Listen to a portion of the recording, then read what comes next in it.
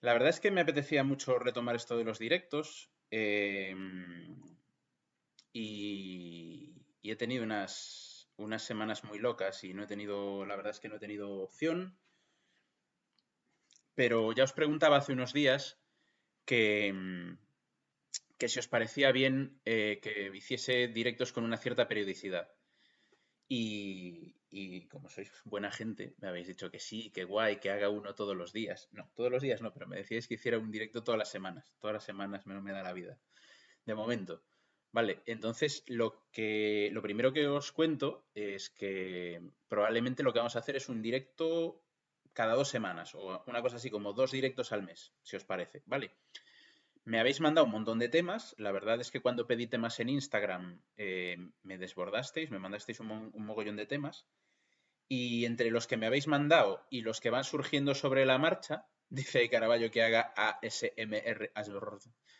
¿Queréis que os haga así? Así. O sea, creo que esto no sirve para hacer esas cosas, ¿no? No, no es intenso ni nada. Bueno, entre los temas que me habéis mandado y los temas que vayan surgiendo de actualidad, yo creo que tenemos para hacer directos hasta el día del juicio final, literalmente.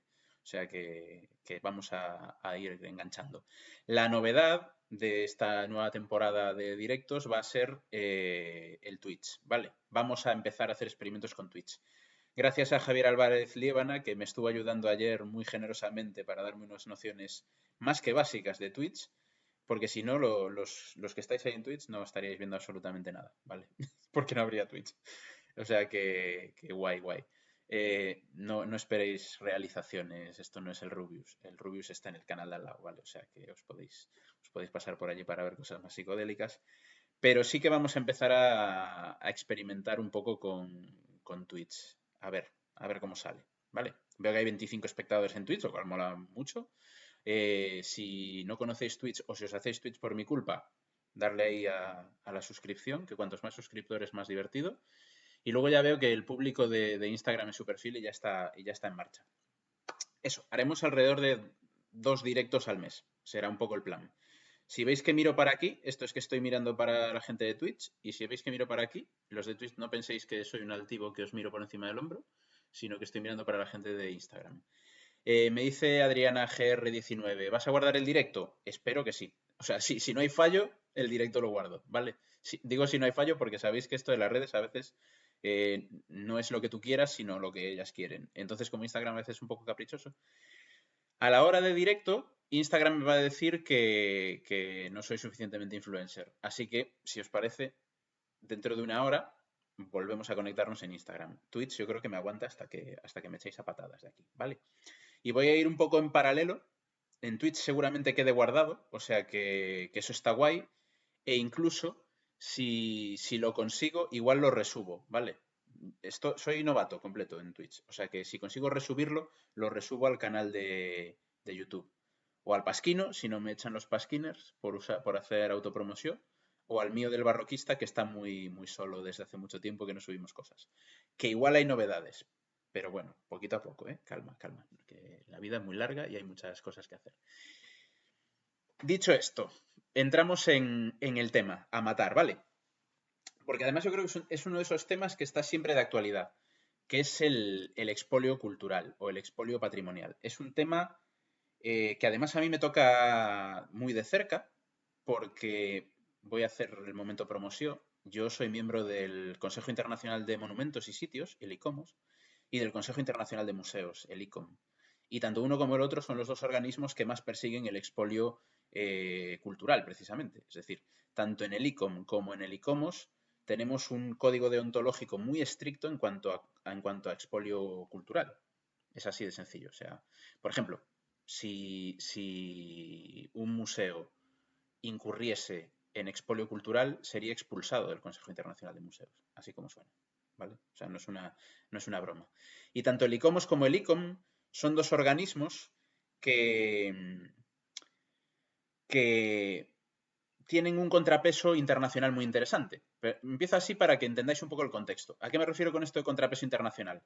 Pues a que están representados prácticamente todos los países del mundo e instituciones de todos los países del mundo en el ICOM, en el Consejo Internacional de Museos. Y en cuanto al ICOMOS, hay profesionales liberales e institucionales de todo el mundo también.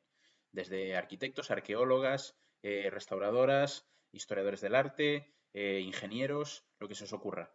Entonces, tanto uno como el otro, ambos organismos, que son los organismos que asesoran a la UNESCO en materia de patrimonio mundial, por ejemplo, y en materia de conservación de patrimonio, tenemos todas las personas que entramos un compromiso expreso, por escrito, firmado contra el expolio.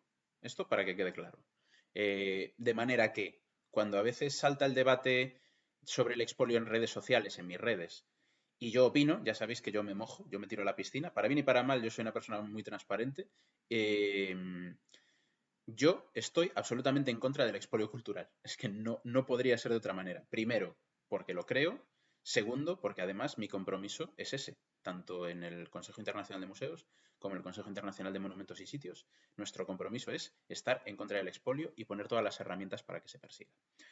¿Qué ocurre con la palabra expolio? Pues que la palabra expolio es una palabra que se usa a lo grande, ¿no? Es una de esas palabras que a veces se nos llena un poco la boca con ellas y las usamos un poco para todo. A mí me recuerda un poco, si me permitís, a la palabra genocidio, que parece que se usa la palabra genocidio como crímenes gordos contra personas a lo grande, genocidio. Y no, un genocidio no es exactamente crímenes grandes contra seres humanos. Un genocidio es una cosa muy específica. Tiene que estar orquestado, tiene que estar estructurado con la intención de hacer desaparecer un grupo social, étnico, religioso.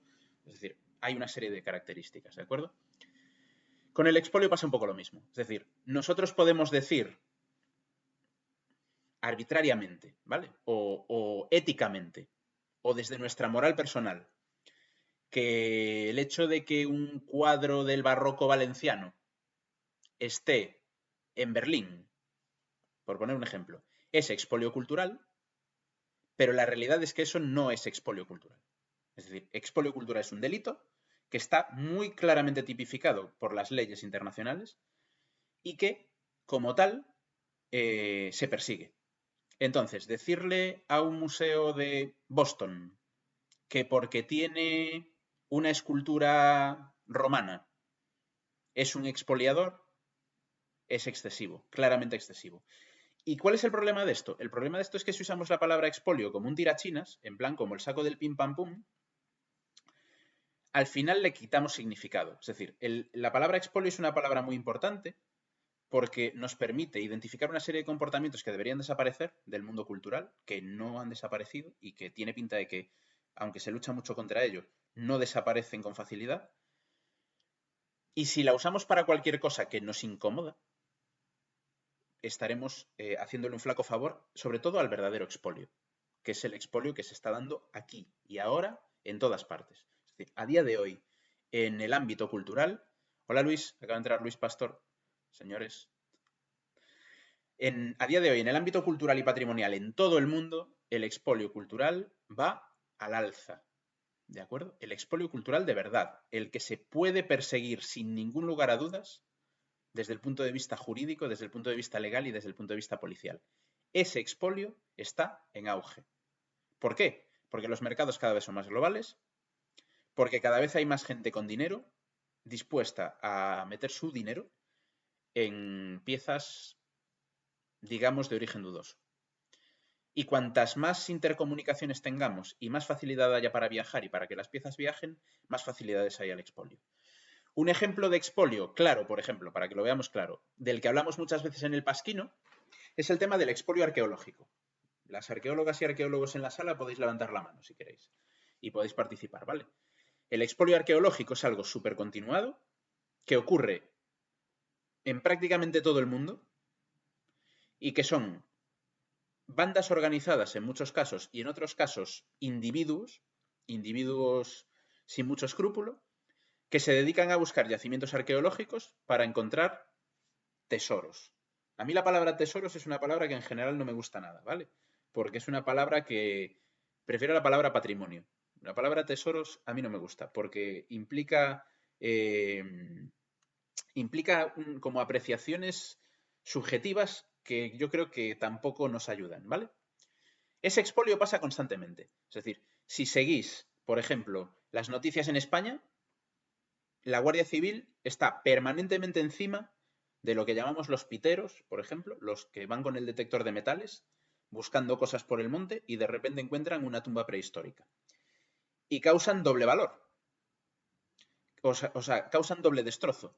Porque causan el destrozo de que se llevan piezas valiosas que, según la ley, no les pertenecen y deberían pertenecer al conjunto de la sociedad, pero además, al sacarlas, como lo único que les interesa son las piezas de relumbrón que pueden venderle a un anticuario sin escrúpulos, al final destrozan el contexto arqueológico y eliminan información. Porque tened en cuenta que lo más importante en arqueología no es el tesoro, por eso no me gusta la palabra tesoro, sino el contexto en el que aparecen los objetos, que son los que nos dan muchísima información.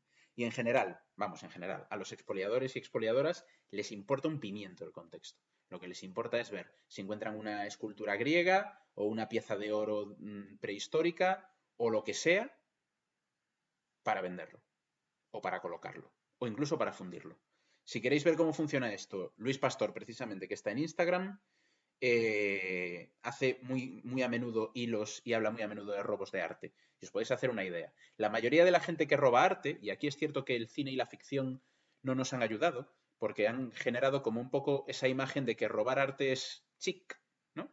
Esos ladrones de guante blanco, parece que robar arte es ser Brad Pitt o Catherine Zeta-Jones o alguna persona de estas con mucha elegancia y tal, la mayoría de los ladrones y ladronas de arte son gente muy cutre, que no tienen ni idea de lo que están robando y que lo destrozan a la mínima, ¿no? De hecho, si entráis en el perfil de Luis tenéis un hilo reciente sobre estos temas, ¿no?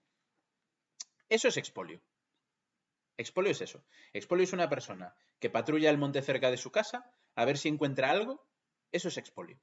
Y es más grave, y esto lo voy a decir directamente, y si alguien me tiene que tirar una piedra, que me la tire, lo siento. Es más grave la persona que patrulla el monte cerca de su casa a ver si encuentra una tumba prehistórica y se lleva algo de metal que el hecho de que los mármoles del Partenón estén en el Museo Británico. Mucho más grave. Porque los mármoles del Partenón son una pieza requete estudiada, requete conocida, que no corre ningún peligro en absoluto de desaparición inminente.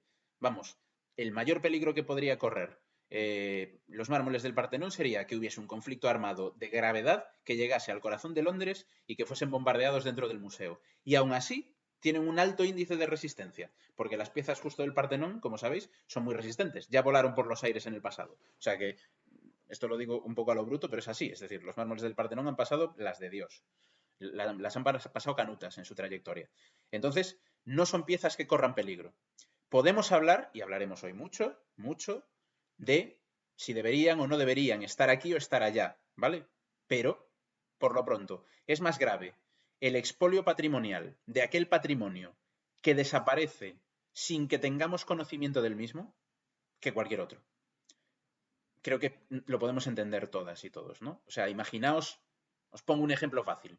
Imaginaos que hubiese un cuadro valiosísimo de Leonardo da Vinci que casi nadie conoce y que lo roban y desaparece y ya no lo conocemos nunca, ¿vale? Eso es más grave que si robasen la Gioconda, porque la Gioconda ya la conocemos.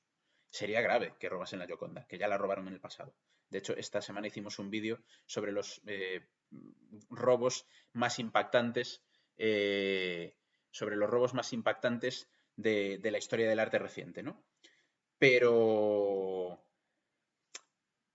dentro de la gravedad no perderíamos conocimiento si roban la Gioconda o si roban, no sé, el Augusto de Prima Porta. No perderíamos conocimiento. Son piezas que conocemos, son piezas que además actualmente se están documentando mucho desde muchos puntos de vista por si se pierden. Se documentan digitalmente, tenemos muchísima información de las mismas. Entonces, en caso de que se perdiesen, la pérdida sería menor. Grave, porque perdemos la pieza. Ahí está hablando Cipri en Instagram de la corona de Suintila. Si queréis saber qué pasa con la corona de Suintila, ios al Pasquino, al canal del Pasquino en YouTube, y lo podéis ver. Pero el caso es que sería una pérdida mucho más grave la de aquellos materiales que no conocemos todavía y que son expoliados. Y eso pasa constantemente con el patrimonio arqueológico, porque son yacimientos que no hemos excavado, que no hemos documentado y que la información que nos pueden trasladar es una información que todavía no conocemos y alguien ya los ha destruido. Es como si, no sé, por poner más símiles, como si alguien tuviese ahora mismo la vacuna del coronavirus y alguien destruyese la fórmula de la vacuna del coronavirus. Fijaos que esto que acabo de decir podría ser perfectamente el argumento de una peli de supervillanos. El supervillano quiere robar la vacuna del coronavirus para que nadie más la tenga, ¿no? Bueno, pues el que expolia arqueológicamente es un supervillano, porque roba conocimiento y nos lo quita a todos. Así de claro, ¿vale?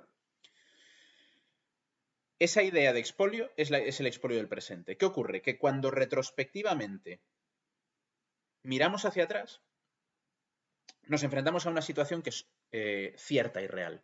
Y es que a lo largo de la historia, y particularmente a lo largo del siglo XIX y principio del XX, muy principio del XX, más o menos hasta las guerras mundiales, hay países que han perdido patrimonio cultural, en gran cantidad incluso, ¿vale? Países que han perdido patrimonio cultural porque, sobre todo, o bien han tenido turbulencias económicas que han favorecido que otros países se llevasen sus bienes, generalmente a nivel individual, que esto es otra cosa importante. Por eso cuando se dice, no, los museos ingleses son unos expoliadores. Bueno, cuidado con las generalizaciones, ¿vale? Porque muchas de esas piezas, por no decir la mayoría, de las que son dudosas, de las que tienen, digamos, un carné o un pasaporte que podríamos poner en duda, llegan al Reino Unido a través de personas individuales, no a través de museos. Es el caso de los mármoles de Elgin, ¿vale? Las piezas del Partenón no llegan al Museo Británico porque el Museo Británico se plante en Atenas y se las lleve. Las piezas del Partenón acaban en el Museo Británico porque Elgin se las lleva de Atenas, se las lleva a Londres y llega un punto literalmente que ya no saben qué hacer con ellas en Londres y el Museo Británico lógicamente dice, pues aquí.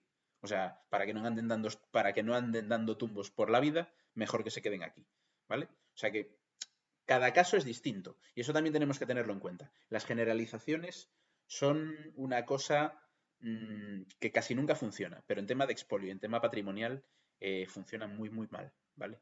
El otro día alguien me decía en Twitter una generalización que, bueno, que yo la compartí ocultando a la persona, porque no se trata de ridiculizar a nadie ni nada parecido, pero alguien me decía, la mayoría de todos los museos europeos están llenos de tesoros robados, ¿no? Que es una generalización que desde algunos países yo creo que se tiene esa imagen y que es una imagen absolutamente falsa.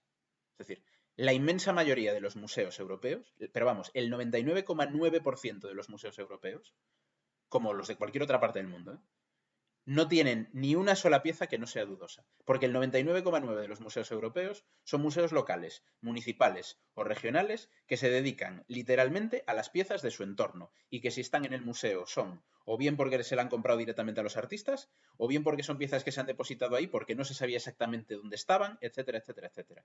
Así que esas generalizaciones hay que tener mucho cuidado con ellas. ¿Qué ocurre? Que cuando pensamos en museos, parece que todos pensamos en los mismos. Y pensamos, Museo Británico. Y es cierto que el Museo Británico tiene piezas muy dudosas. Es obvio, muy dudosas. El Louvre tiene piezas que éticamente podríamos decir que son dudosas. ¿Vale? Éticamente, cuidado. Que no es lo mismo que legalmente. Y aquí insisto en lo que dije al principio, ¿vale? Vamos a tener muy claro lo que es el expolio y luego vamos a tener en claro lo que son piezas que no están en su lugar de origen y que probablemente preferiríamos que lo estuviesen. Pero de ahí a que sean expoliadas va una diferencia, ¿de acuerdo? O sea, ahí hay muchos matices, ¿vale? ¿Qué ocurre? Ocurre que en ese siglo XIX, principios del XX, más o menos, en ese tiempo, hay una serie de museos que están en formación y sobre todo hay una idea del museo. Si estudiáis historia de los museos, yo esto lo tengo muy fresco porque pues justo lo acabo de impartir en el máster de educación en museos que dirijo, la historia de los museos. Los museos como nosotros los conocemos nacen en el siglo XIX, más o menos. Y los grandes museos nacionales nacen en el siglo XIX. Casi todos. hay alguno que abre un poquito la patita, saca la patita y empieza a andar un poquito antes, pero grosso modo podemos decir que los grandes museos son una cosa del siglo XIX. Y en ese siglo XIX, la visión que había del patrimonio es completamente distinta a la que tenemos en la actualidad. Completamente distinta. Y esto es muy importante tenerlo en cuenta, ¿vale? Los mármoles del Partenón, por ejemplo. Pues los mármoles del Partenón son un caso muy específico. ¿Por qué?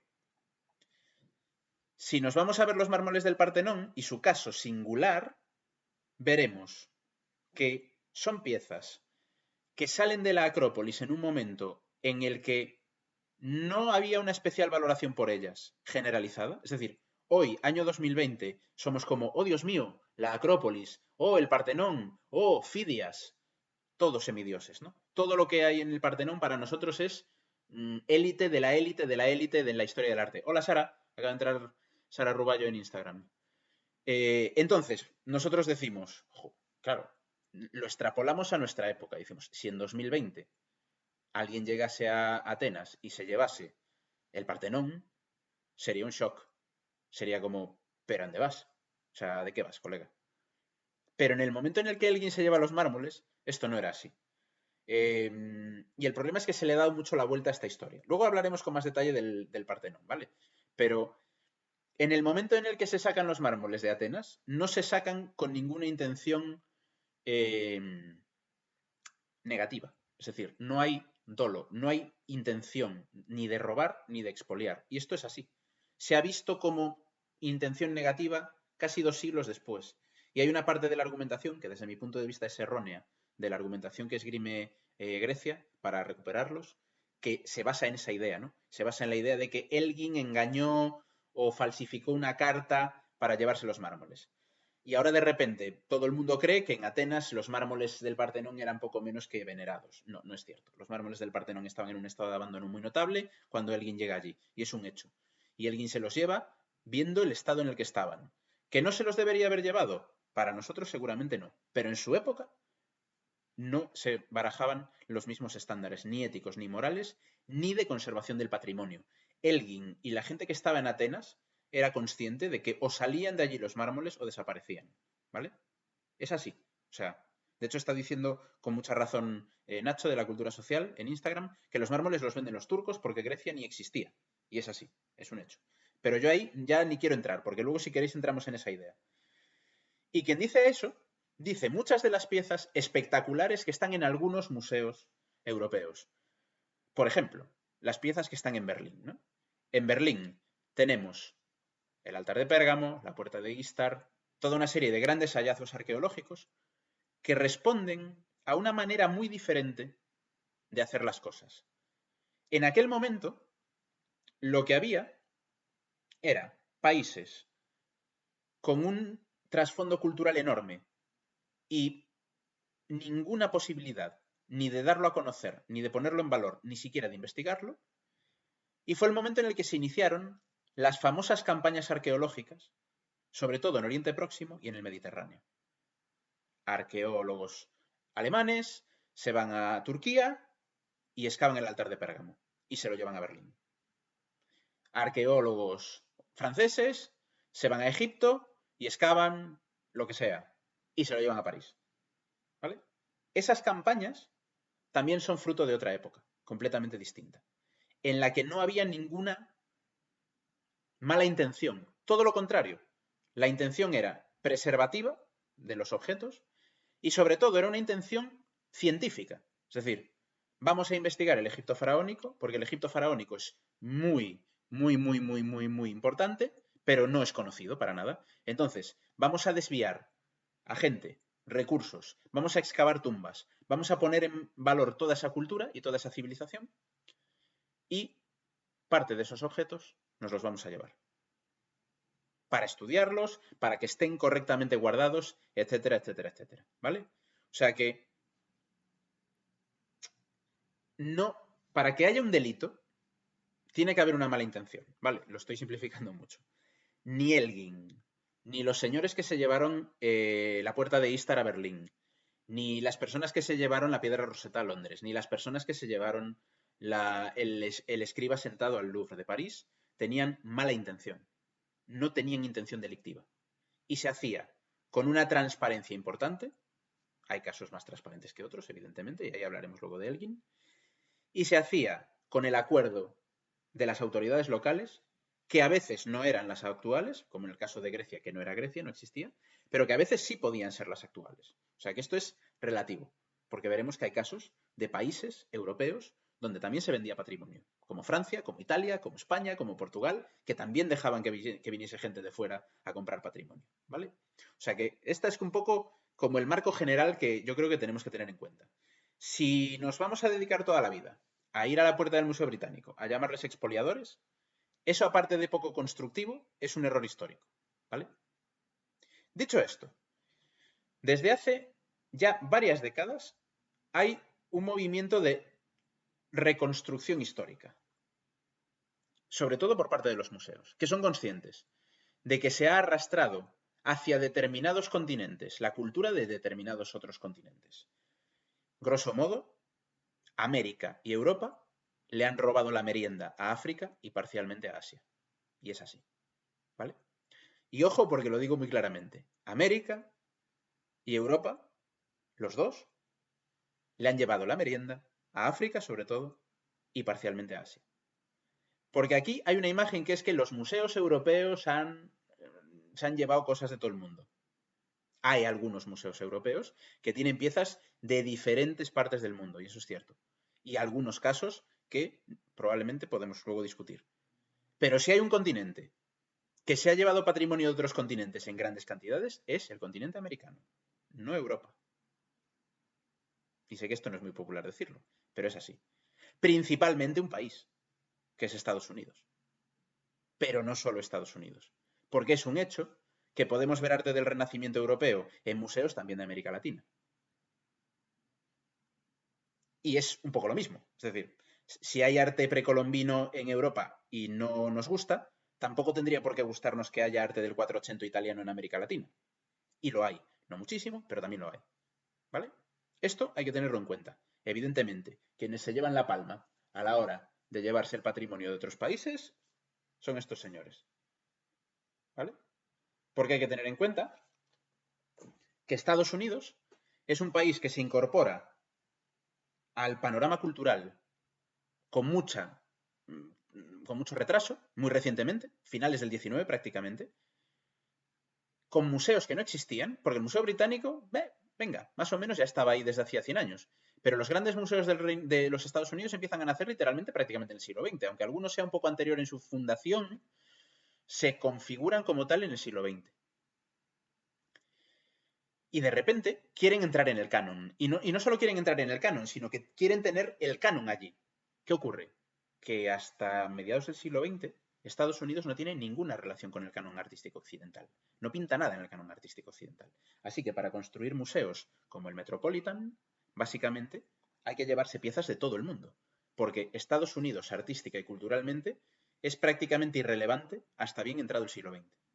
No lo es en el siglo I, en el siglo II, en el siglo III, en el 4 antes de Cristo, en el 7 después de Cristo, como queráis. Así que, para crear las colecciones del Museo de Boston, del Museo de Detroit, del Museo de Chicago, del Metropolitan, hay que llevarse todo piezas de otros continentes y otros países, sobre todo de Europa, porque era Europa el país, el continente, perdón, donde estaba el canon artístico configurado como tal, el canon artístico occidental.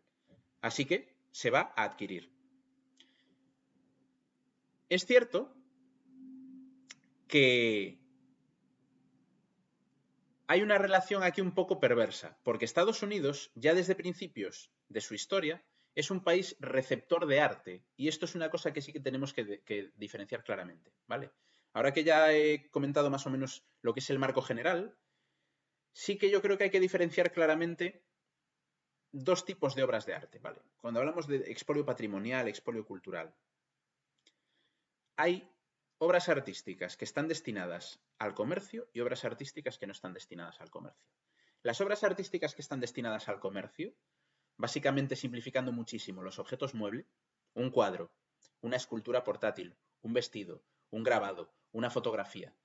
Hablar de expolio en esos casos es mucho más difícil. Porque muchas veces han llegado literalmente rebotando de propietario en propietario en propietario en propietario y ¡pop! Acaban allí. Por ejemplo, hay un Rembrandt en Boston, Vale, vamos a ver de dónde salió ese Rembrandt. Pues ese Rembrandt salió de que fulanito se lo compró a un señor que lo tenía en Londres. ¿Y el de Londres a quién se lo compró? Pues parece que a un señor que vivía en Holanda. ¿Y el que estaba en Holanda a quién se lo compró? Pues igual a Rembrandt. Eso no es expolio. Eso no es expolio. Por mucho que, seguro que a una persona de Holanda, de Países Bajos, le encantaría que todos los cuadros de Rembrandt estuviesen en Holanda, en Países Bajos. Seguro, segurísimo. Y seguro que a una persona de Milán o de Florencia le encantaría que toda la obra de Leonardo da Vinci estuviese en Italia. Pero la realidad es que no. Y la realidad es que estos artistas, por lo menos desde el siglo XVI, ya contaban con el movimiento de arte. De manera que, aunque yo soy un pintor que trabaja en Nápoles, ya cuento con que mis cuadros se van a mandar a la Nueva España, se van a mandar a Sevilla o se van a mandar a París. Porque esto forma parte también del movimiento de obras de arte. Eso no significa que no haya expolio artístico en objetos muebles, pero el expolio artístico en objetos muebles es mucho más difícil de determinar. Porque, como comenta Olaya TZ Alba en Instagram ahora mismo, la trazabilidad de la pieza es muy complicada muchas veces. La trazabilidad es algo que podéis ver muchas veces en los catálogos de las exposiciones o en las fichas catalográficas de los museos, que es, pues pone anunciación de Simone Martini y pone todos los propietarios anteriores conocidos de esa pieza. Esa es la trazabilidad de una pieza. ¿Se puede tener la trazabilidad completa de todas las piezas hasta el momento de su creación? Evidentemente no, porque es imposible. Se ha perdido muchísima documentación. Pero una cierta trazabilidad de muchas piezas hay. Y esa trazabilidad es la que nos lleva a ver pues, que muchísimas de las piezas que están en Estados Unidos, o que están en México, o que están en Argentina, o que están en Londres, o que están en Berlín, que son cuadros, esculturas, o joyas, o vestidos, tienen una trazabilidad transparente, que significa que un propietario se lo ha comprado al anterior y este al anterior y este al anterior hasta donde se pierde la memoria. Decir que eso es expolio está mal. Eso no es expolio. ¿Vale? Expolio es, en la Segunda Guerra Mundial, los alemanes dedicándose a vender ilegalmente objetos robados a la población judía. Eso es expolio. Porque además, y aún así, el expolio, como sabéis, el expolio contra la población judía es muy difícil de documentar. Porque hay que poder demostrar que ese cuadro pertenecía a aquella familia que acabó en aquel campo de concentración. Y si no tienen un catálogo en casa o fotografías, es muy difícil. Pensad, por ejemplo, que algunos museos europeos, en algo que hasta cierto punto hay gente que lo ha considerado como un brindis al sol, han decidido coger aquellos cuadros que están en su colección y que son sospechosos, es decir, que por cuando fueron comprados en el mercado, posguerra mundial, podrían pertenecer a familias judías, aunque no sea seguro, y los han separado. Si buscáis en prensa, esto ha sucedido, ¿no? Y se han colocado en una sala aparte, como diciendo, alguien puede venir a reclamar estos cuadros. Porque estos cuadros es posible que nosotros lo comprásemos en el año 71 y a lo mejor este cuadro fue robado en Varsovia en el 42. Eso pasa, pero es cierto que es muy, muy, muy difícil rastrear esto, ¿vale? Recordad una cosa que también es importante. No se puede acusar a nadie de un delito sin tener pruebas de ello. Así que, si queréis llamar expoliador a un museo, tenéis que demostrarlo. Eso es importante, ¿vale? No se puede... ¡Hala! Expoliador, ¿por qué? Porque tiene cosas de otro país. Bueno, ejem. No se le puede tirar a una persona la sospecha de algo tan grave, porque tened en cuenta que el delito más grave en el que puede incurrir un museo es precisamente el de expolio, por lo que os comentaba antes. Por eso es evidente que ningún museo, incluso con piezas que pueda tener que puedan ser sospechosas, como alguna que veremos del British, va a decir que esa pieza es expoliada. Porque no tiene sentido. ¿Vale? ¿Cuál es el mecanismo que se está siguiendo actualmente? Actualmente hay un mecanismo más o menos estable, que es objetos desaparecidos en situación de guerra, objetos de los que hay pruebas que fueron sustraídos violentamente o aprovechando un conflicto armado, objetos votivos ceremoniales o de valor religioso para alguna cultura, se suelen devolver. Y esto es muy importante tenerlo en cuenta, porque siempre estamos diciendo, el Museo Británico que devuelva los mármoles, el Museo Británico que devuelva los mármoles. Bueno, el Museo Británico es uno de los museos que más colabora con museos de todo el mundo, precisamente en la persecución de expolio artístico. de los que más colabora. Y al mismo tiempo, el Museo Británico es un museo que todos los años organiza montones de exposiciones de sus fondos en muchísimos países del mundo, precisamente para que sus fondos estén expuestos, no en Londres, sino que circulen por todo el mundo. O sea que, precisamente, a los museos que más mueven este tipo de cosas, irles con la canción siempre de devuelve los mármoles a Atenas, devuelve los mármoles a Atenas, a mí me parece que es un poco, no quiero decir que fuera de lugar, pero que si no tenemos contenido de fondo, nos vamos a perder. Nos vamos a perder porque vamos a entrar en el bucle de devuelve, devuelve, devuelve, devuelve. ¿Devuelve el qué? O sea, es un poco como las relaciones interpersonales. Tú no puedes ir a casa de una persona a decirle, eso es mío, dámelo. Tienes que intentar hacerlo de otra manera. Primero tienes que cargarte de razones y luego decir, mira, ¿ves? Eso que tienes ahí, como pone aquí, es mío. Así que por favor, me lo das de vuelta. Tirarle a las narices, como ha hecho durante muchos años Grecia contra Inglaterra, el tema de los mármoles del Partenón, yo creo que es tremendamente contraproducente. Esto es mi opinión absolutamente personal, ¿vale? Es contraproducente. De hecho, yo estoy bastante convencido de que el principal problema de los mármoles del Partenón es Grecia, que no ha seguido para nada, sobre todo desde un determinado momento hasta hoy, una política lógica.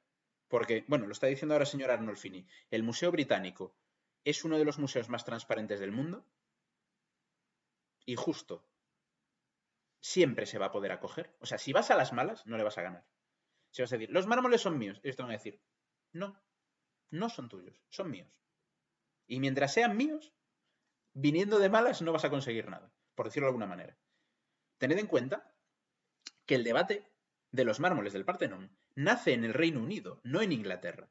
Son los ingleses los primeros que discuten y debaten intensamente en el siglo XIX que esos mármoles no deberían estar en Londres.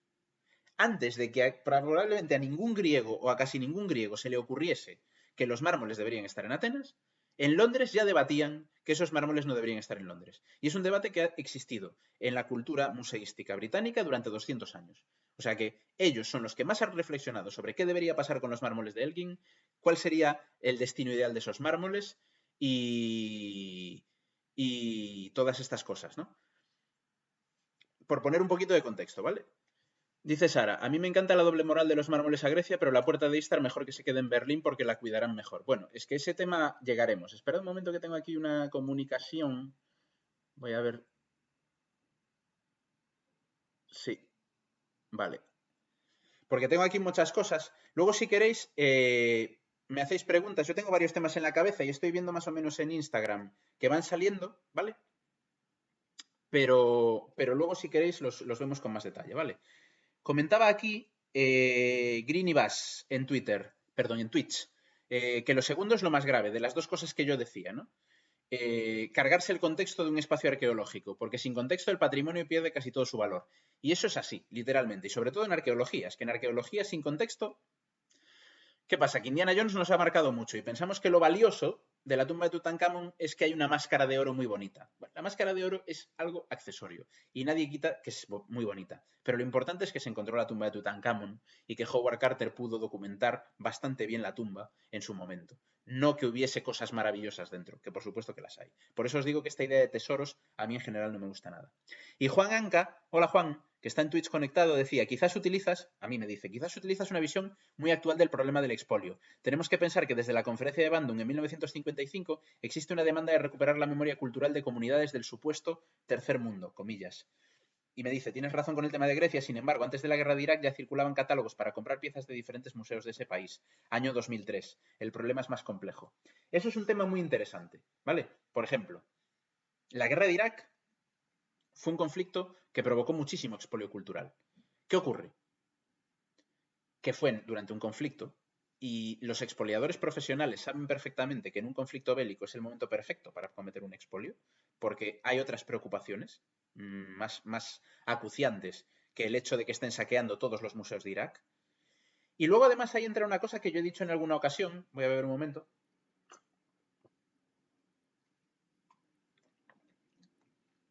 y que sé que es polémica, pero que a mí me molesta mucho sobre cómo vemos el tema del expolio patrimonial. Porque somos, en general, tremendamente eurocéntricos y eurocéntricas cuando pensamos en el expolio patrimonial. Fijaos, yo una vez hice una encuesta de cuáles creéis que son los países que más patrimonio han perdido. Y los que ganaban por goleada eran Grecia y Egipto.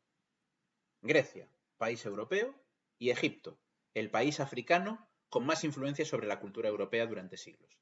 Y además, la cultura africana que más nos gusta a los occidentales. Nadie dice Irán o Irak, que como mínimo han sufrido un expolio, ya no digo similar, sino mayor.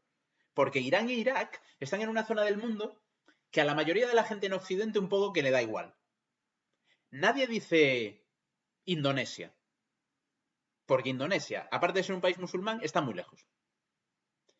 Nadie dice Italia o Francia, porque esos son Europa Occidental. Y Europa Occidental no puede ser expoliada porque Europa Occidental es expoliadora. Todo esto, a mí personalmente, me parece erróneo, porque es eurocéntrico, de hecho. Y me lleva un poco a la anécdota que tuvimos el otro día con este activista panafricano que entró en el Louvre, cogió una pieza de madera y se la llevó para reivindicar la devolución de los bienes culturales a África. Y resulta que la pieza que se llevó no era africana, era asiática. Era de Indonesia, si no recuerdo mal. Y yo puse en Twitter, y hubo gente que se enfadó conmigo, pero lo siento, me parece que ese señor ha pecado de increíblemente eurocéntrico, porque su cliché ha sido 100% eurocéntrico. Entró en el Louvre, buscó una pieza con aspecto de primitiva y dijo, esta es de África, me la llevo. Y es como, no, colega, no es de África. Que la veas de madera y primitiva no significa que sea africana. Eso es un cliché. Al final somos tremendamente eurocéntricos a la hora de valorar nuestro propio expolio y el expolio de los demás. Porque siempre pensamos que los expoliadores son siempre los países europeos, cuando la realidad es mucho más compleja que eso, muchísimo más compleja que eso. Entre los países que más expolian con diferencia y que más han expoliado, y sobre todo entre los países que más objetos de otras culturas se llevan a su país, uno de los principales es Japón. Pero Japón es cierto que tiene ese manto alrededor que lo recubre todo. Entonces Japón es como que a veces tiene, ¿cómo decirlo? Patente de corso para hacer determinadas cosas, ¿no? Cualquier otro país comete un daño medioambiental, sobre todo si es un país occidental, y este país está cometiendo un tremendo delito medioambiental. Lo comete Japón y bueno, Japón es un país que yo siempre digo que tiene muy buen marketing exterior. Tiene una cultura que interesa prácticamente a todo el mundo, que irradia prácticamente a todo el mundo, que además la conserva de una manera muy original, en el sentido de que protegen su cultura autóctona de una manera muy nacionalista, además. Entonces, en medio de ese encanto, pues la gente se olvida que Japón es uno de los países que lleva más tiempo metiendo mano en Egipto, por ejemplo. En las excavaciones arqueológicas egipcias, Japón lleva ahí desde siempre. Y se llevan cosas de Egipto a Japón en cantidades industriales. Pero la piedra roseta del Museo Británico. Lo que haya en Tokio, menos. O el hecho de que el mejor museo egipcio de Europa continental está en Italia, en Turín. Nadie piensa en, oye, los turineses que devuelvan a Egipto las cosas. No, los ingleses. Los ingleses son más odiables. Creo que me entendéis por dónde voy, ¿no? Al final, los clichés personales de filias y fobias de cada persona no los podemos trasladar al campo del patrimonio. Porque primero, no es profesional y segundo, no nos da una imagen real. Nos da una imagen llena de clichés. Que yo no digo que no haya cosas en museos europeos que deberían estar en su lugar de origen probablemente. Que seguro. O sea, que eso vaya por delante.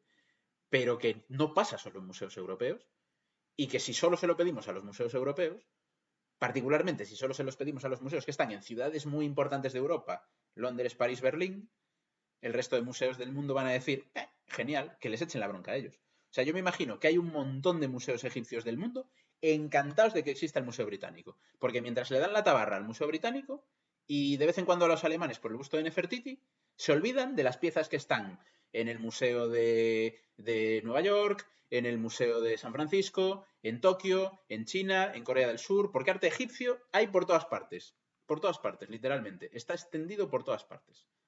¿Vale? ¿Esto qué nos puede llevar?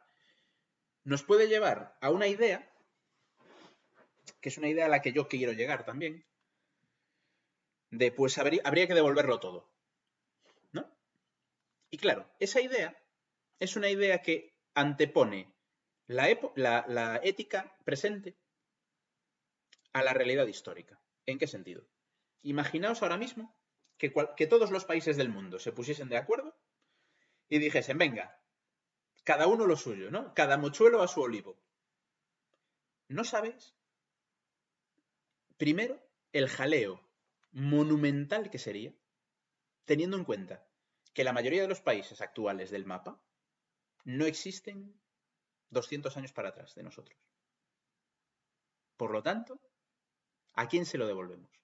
Yo he llegado a ver en redes a gente que pedía que se le devolviese a Grecia el altar de Pérgamo, que está en Berlín. ¿Cuál es el problema de devolverle a Grecia el altar de Pérgamo? Seguro que eso os ocurre. Porque además ha habido un terremoto justo en esa zona, hoy. El altar de Pérgamo no es griego, es turco. Como la inmensa mayoría de las obras griegas que están en los museos del mundo son turcas e italianas. Si las devolvemos a su lugar de origen estrictamente, se irán a la Magna Grecia o a Asia Menor. No a la Grecia moderna. Y ahí los griegos dirían, oiga, pero es la cultura griega. Y tendrían razón. ¿Entendéis por dónde voy? Si queremos devolver el altar de Pérgamo o queremos devolver el mercado de Mileto, que están los dos en Berlín, ¿a quién se lo devolvemos? ¿A su cultura, a la cultura que lo creó o al lugar en el que estaban? Porque en el lugar en el que estaban físicamente, Google Earth, coordenadas topográficas, no pertenecen más a ese lugar que a otros. Es simplemente una casualidad histórica o una casuística histórica que eso se crease en Asia Menor. En realidad, tanto el mercado de Mileto como el altar de Pérgamo son elementos de la cultura griega. Por tanto, habría que devolvérselos a Grecia. Si fuésemos con el manual cultural en la mano. ¿Me entendéis por dónde voy, no? Dice Luis con mucho sentido, devolvámosle la puerta de Alcalá a Alcalá. Claro, es un poco esa idea. ¿A quién le devuelves las piezas? ¿A quién le devuelves la cantidad enorme de restos de catedrales y monasterios medievales franceses y españoles que hay en Estados Unidos? ¿A quién se los devuelves? ¿A Francia y a España? Que ni existían cuando se construyeron esas catedrales. ¿O vas a primar solo el site?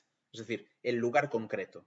Porque si primamos el lugar concreto, ojito, si primamos el lugar concreto, entonces el argumento de Grecia con los mármoles del Partenón tampoco me vale. Porque Grecia quiere los mármoles del Partenón para meterlos en un museo, no en el Partenón. Y muchos países quieren recuperar determinados elementos culturales para ponerlos en un gran museo en la capital del país, no en el lugar en el que están. Y luego sabemos que dentro de los países se reproduce el mismo debate. Hace unos días teníamos el debate de la Dama de Baza, que está en el Museo Arqueológico Nacional, y el Senado español insta a que se devuelva a Baza, que es una localidad de la Sierra Granadina.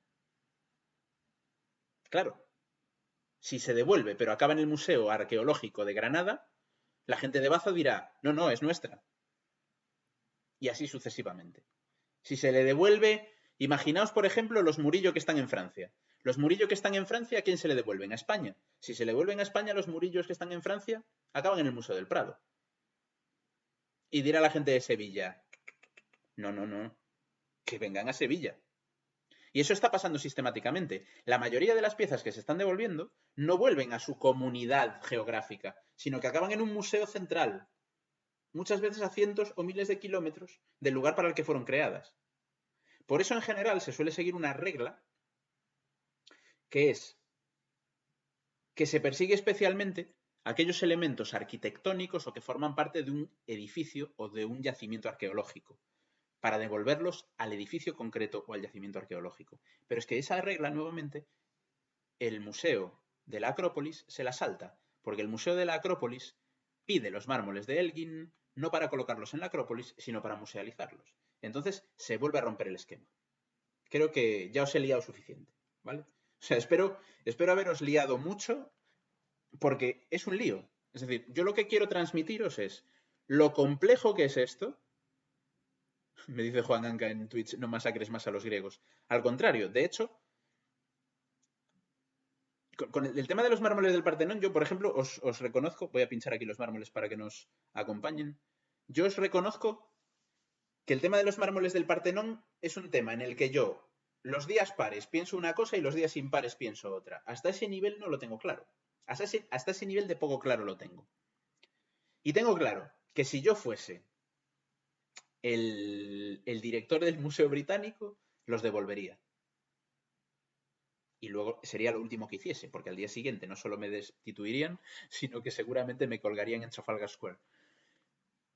Pero no es tan fácil. Y sobre todo, no es tan fácil como acusar sin más de un delito anacrónico a una institución como puede ser el Museo Británico, o como puede ser el Louvre, o como puede ser el Metropolitan, que yo antes lo he sacado de ejemplo, o como puede ser muchísimos museos. ¿De acuerdo? Al final se ha dado un giro. Y es que en los últimos 50, 60 años, afortunadamente, los estándares de conservación han mejorado muchísimo en todo el mundo. Precisamente gracias a que los museos occidentales, europeos y americanos han exportado técnica museística a otros países del mundo. Entonces, a día de hoy, es perfectamente factible pues que en Egipto se haga el megamuseo que van a hacer enfrente de las pirámides, con todos los estándares de conservación y de calidad. Pero no deja de ser un hecho que hace muy poquito tiempo el Museo Egipcio del Cairo se cargó la máscara de Tutankamón. ¿Cómo suena? Y si no recordáis este evento, podéis verlo en prensa. Y hace nada de esto. Hace años, unos poquitos años. Se le desprendió la barba ritual y se la pegaron con resina epoxi en el Museo Egipcio del Cairo, que es uno de los museos más importantes del mundo y es el museo de arte egipcio más importante del mundo, con diferencia. Y la pieza estrella de la colección la pegaron con resina epoxi, que es una barbaridad. Y ya no es solo que la pegasen con resina epoxi, sino que luego se dieron cuenta de que les había como, bueno, la barba al pegarla hizo como babilla, ¿no? Como rebosó y lo lijaron rayando la pieza. ¿Vale? O sea, para sacar la resina epoxi, que queda sólida, lijaron y rasparon el esmalte de oro de la máscara de Tutankamón. Hace unas semanas había un artículo que dice Luis, a ver cómo te pones tú una barba dentro de 3000 años. Yo ya tengo problemas. Había un artículo hace unas semanas que decía que argumentar que devolver las piezas a sus países de origen no es lo más deseable porque a lo mejor no las pueden conservar en condiciones, no deja de ser un prejuicio occidental, europeísta, ¿no? y racista hasta cierto punto. Y es cierto, es un prejuicio. En la mayoría de países se hacen las cosas bien, en la mayoría de museos se hacen las cosas bien, y ser un museo europeo no te garantiza que no la pifies. Pero al mismo tiempo, hay una cara B. Yo no sé cuántos de vosotros y cuántas de vosotras habéis estado en Atenas. Yo he estado en Atenas, que además es una ciudad que me encanta. Y he estado en el Museo Arqueológico Nacional de Atenas, que es un museo que tiene la mejor colección que os podáis imaginar. Y está en un estado lamentable. Lamentable. Es increíble. O sea, lo del Museo Arqueológico Nacional de Atenas es increíble. Y tiene piezas de un valor que no las tiene el Museo Británico. Es así.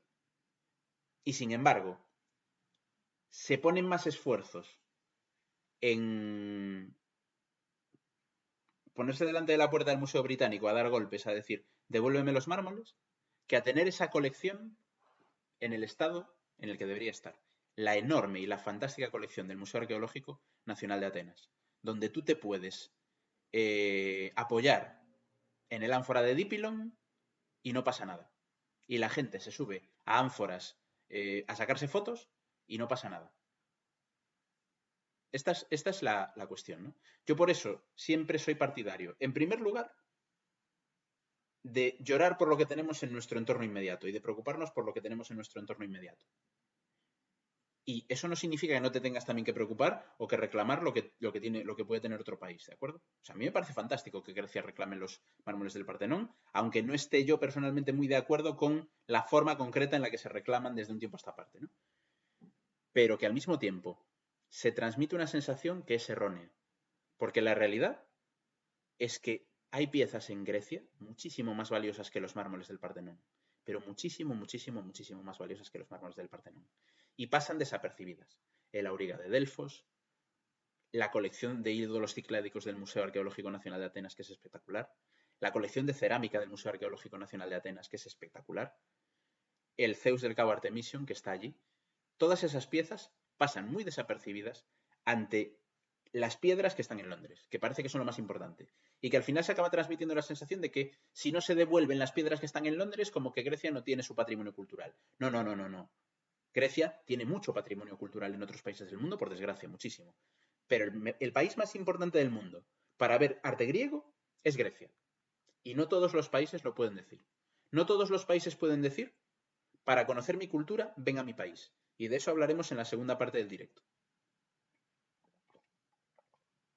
En la primera parte creo que yo os he liado bastante. ¿De acuerdo? Liaros sobre todo en el sentido de que veáis que esto de devolver las piezas de los museos a sus propietarios no es tan fácil. No es tan fácil. Por la naturaleza de las piezas, por identificar a quiénes son los propietarios legítimos de esas piezas, etc.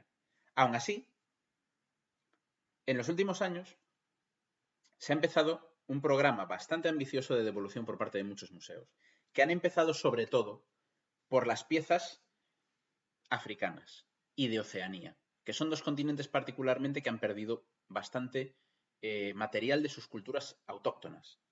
Entonces, esa devolución, de alguna manera, se ha ido acelerando. ¿Qué ocurre?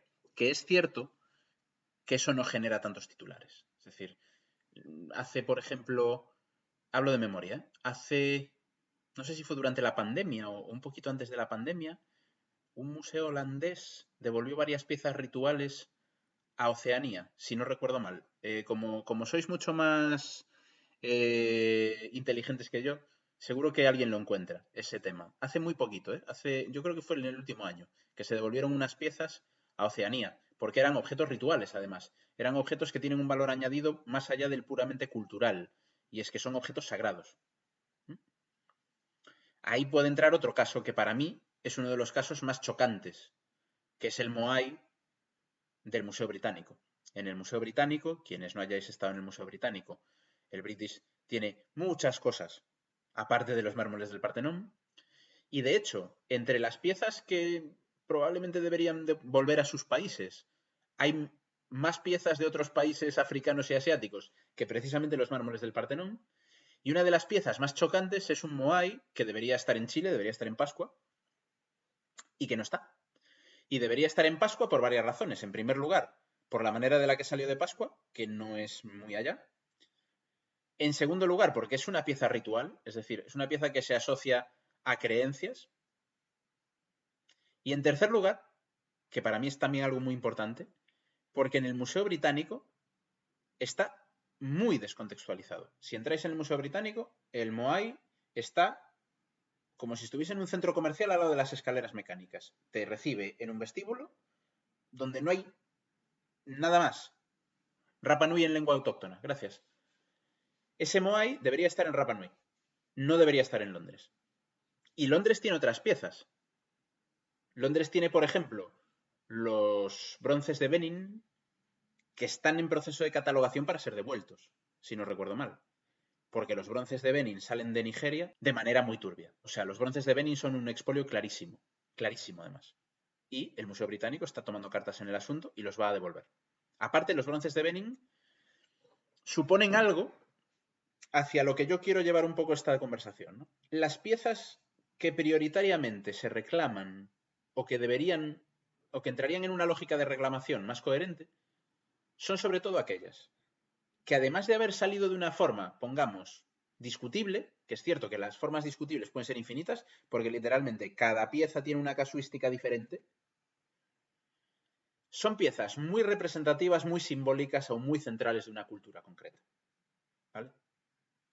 Es el argumento principal o uno de los principales de los griegos para reclamar el Partenón, que dicen, es la obra maestra de la escultura griega, debería estar en Grecia.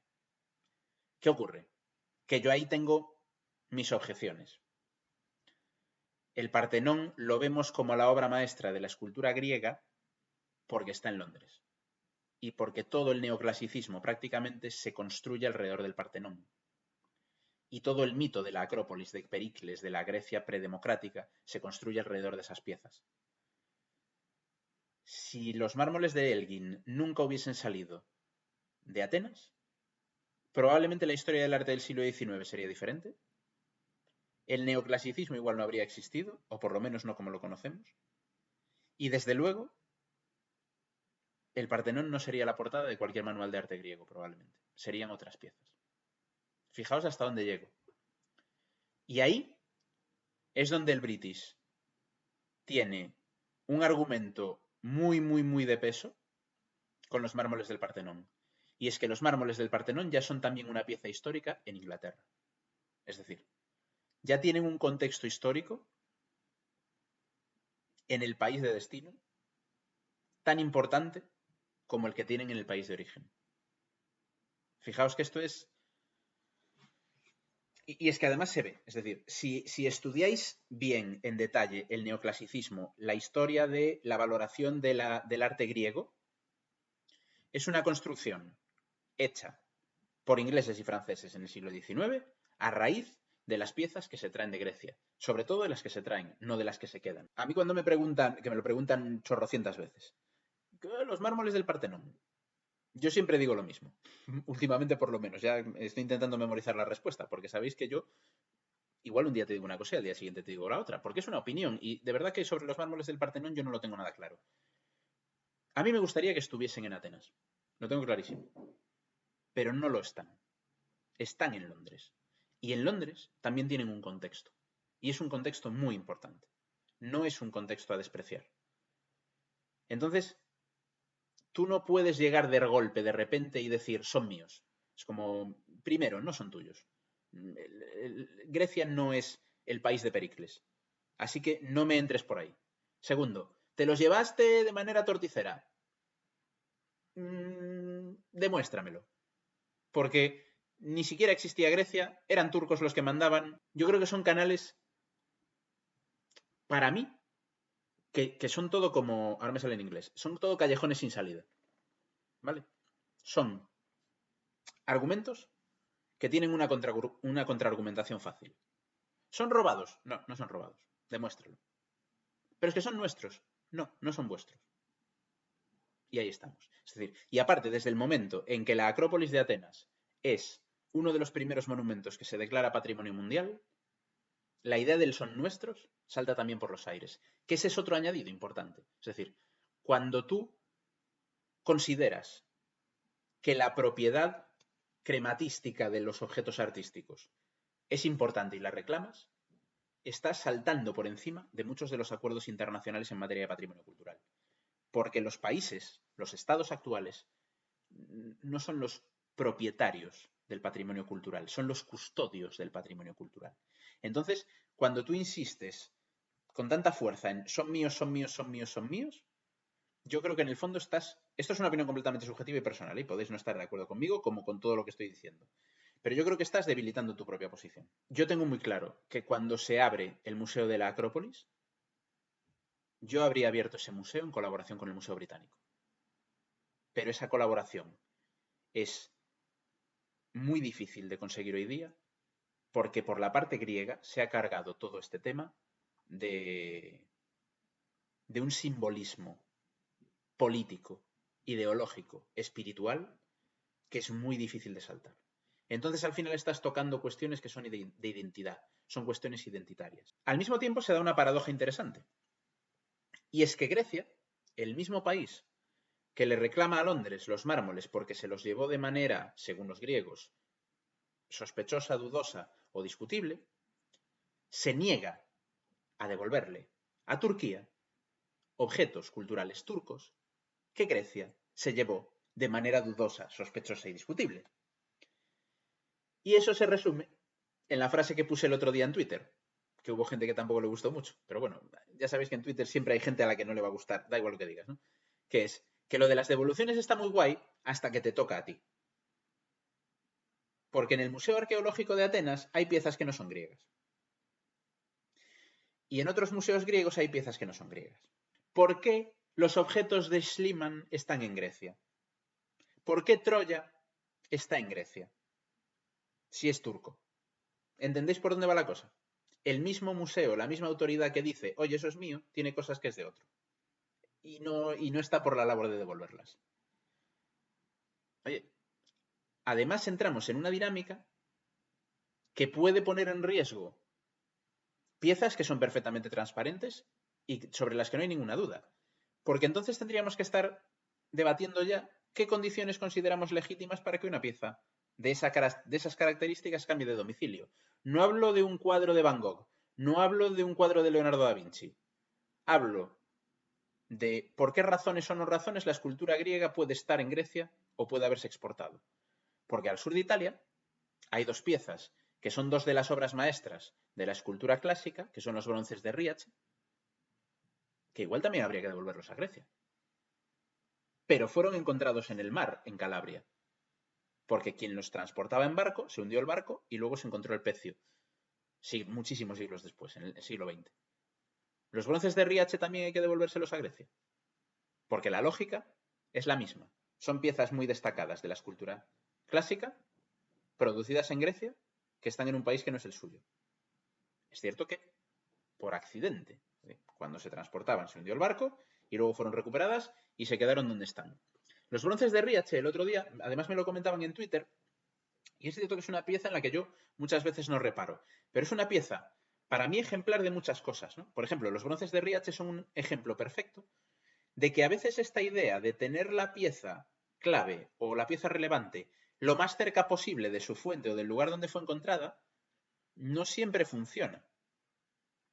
Porque los bronces de Riace son seguramente dos de las 5 piezas más importantes de la escultura clásica y casi nadie las conoce, porque están en Reggio Calabria y casi nadie va a Reggio Calabria a ver los bronces de Riace.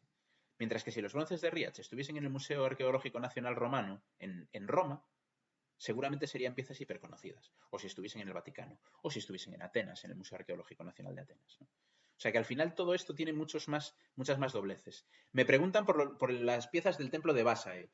Lo mismo ocurre, el British no solo tiene el Partenón, el British tiene el templo de Basae y el British tiene tiene piezas del mausoleo de Halicarnaso, que a mí me parecen incluso piezas más susceptibles de estar en su lugar original. Porque estamos hablando de una de las 7 maravillas del mundo antiguo, de lo poco que existe, hay restos arquitectónicos suficientes en Halicarnaso como para que aquello esté musealizado y, sin embargo, todo lo suculento prácticamente está en Londres. Y volvemos a lo que os comentaba antes, ¿no?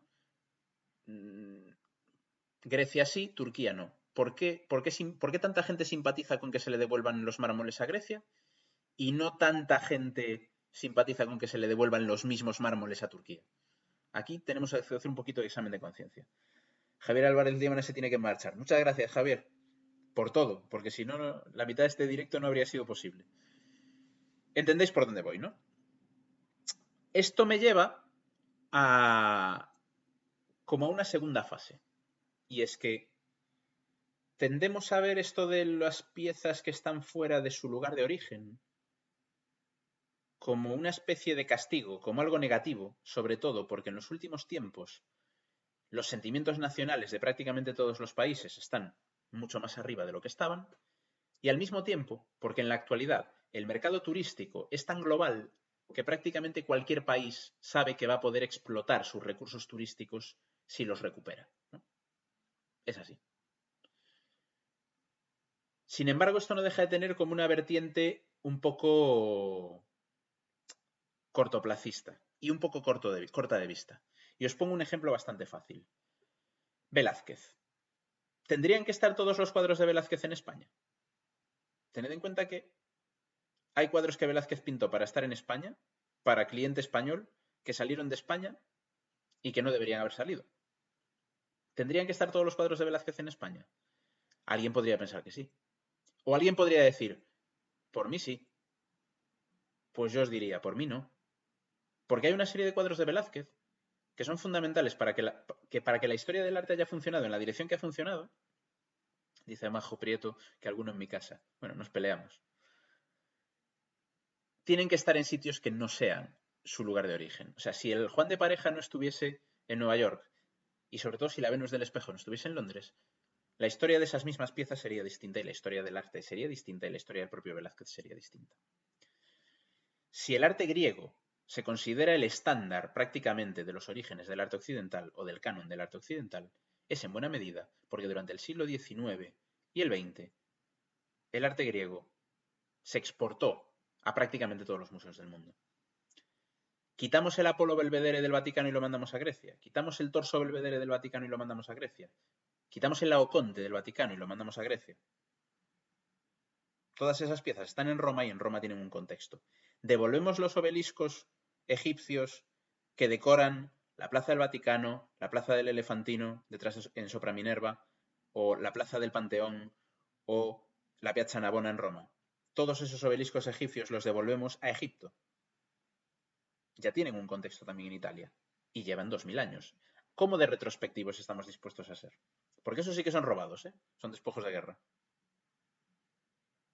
Lo mismo ocurre con los obeliscos que están en Estambul. ¿Qué hacemos? ¿Cómo funcionamos? ¿Dónde ponemos los límites? Al final, tenemos que ser conscientes de que en patrimonio tenemos que procurar un modelo aplicable. Y el modelo aplicable nunca puede ser lo que a mí me apetezca en cada caso. No, eso no es un criterio. Eso es que cada uno tira para casa según sus intereses. Y si cada uno tira para casa según sus intereses, entonces nos olvidamos directamente. Porque vamos a perder cualquier posibilidad de funcionar de una manera coherente. Y si no funcionamos de una manera coherente y no aplicamos, digamos, un estándar que pueda ser aplicable en todas las circunstancias, estaremos haciéndonos trampa. Me comenta Juan Anca en Twitch. Es más potente el turismo cultural en Grecia y Egipto con sus museos nacionales. Turquía no es precisamente la vanguardia del turismo arqueológico. Eso es cierto y sobre todo la zona que es más fuerte de Turquía en arqueología, que es justo la zona más afectada en el terremoto de hoy, más o menos esa zona, el entorno de Esmirna, desde Troya, Éfeso, Pérgamo, esa parte de la costa turca, está creciendo mucho en turismo cultural, sobre todo Éfeso. Éfeso es claro, también porque Éfeso está cerca de un núcleo urbano muy potente y todo eso. Pero es cierto, por ejemplo, que no tiene la misma fuerza que tienen otros países de momento. Pero todo llegará. Al final todo llegará. Si la explanada de las pirámides se ha convertido en lo que se ha convertido en 100 y pico años, pues yo creo que también la costa de Asia Menor se puede convertir en un epicentro del turismo arqueológico importante, ¿no? ¿A dónde quería yo llegar? Si queréis podemos comentar casos. Yo fijaos que me meto, soy un poco suicida. Y cuando comentemos algunos de esos casos, voy a hacer ese ranking tentativo de los países que han perdido más patrimonio cultural.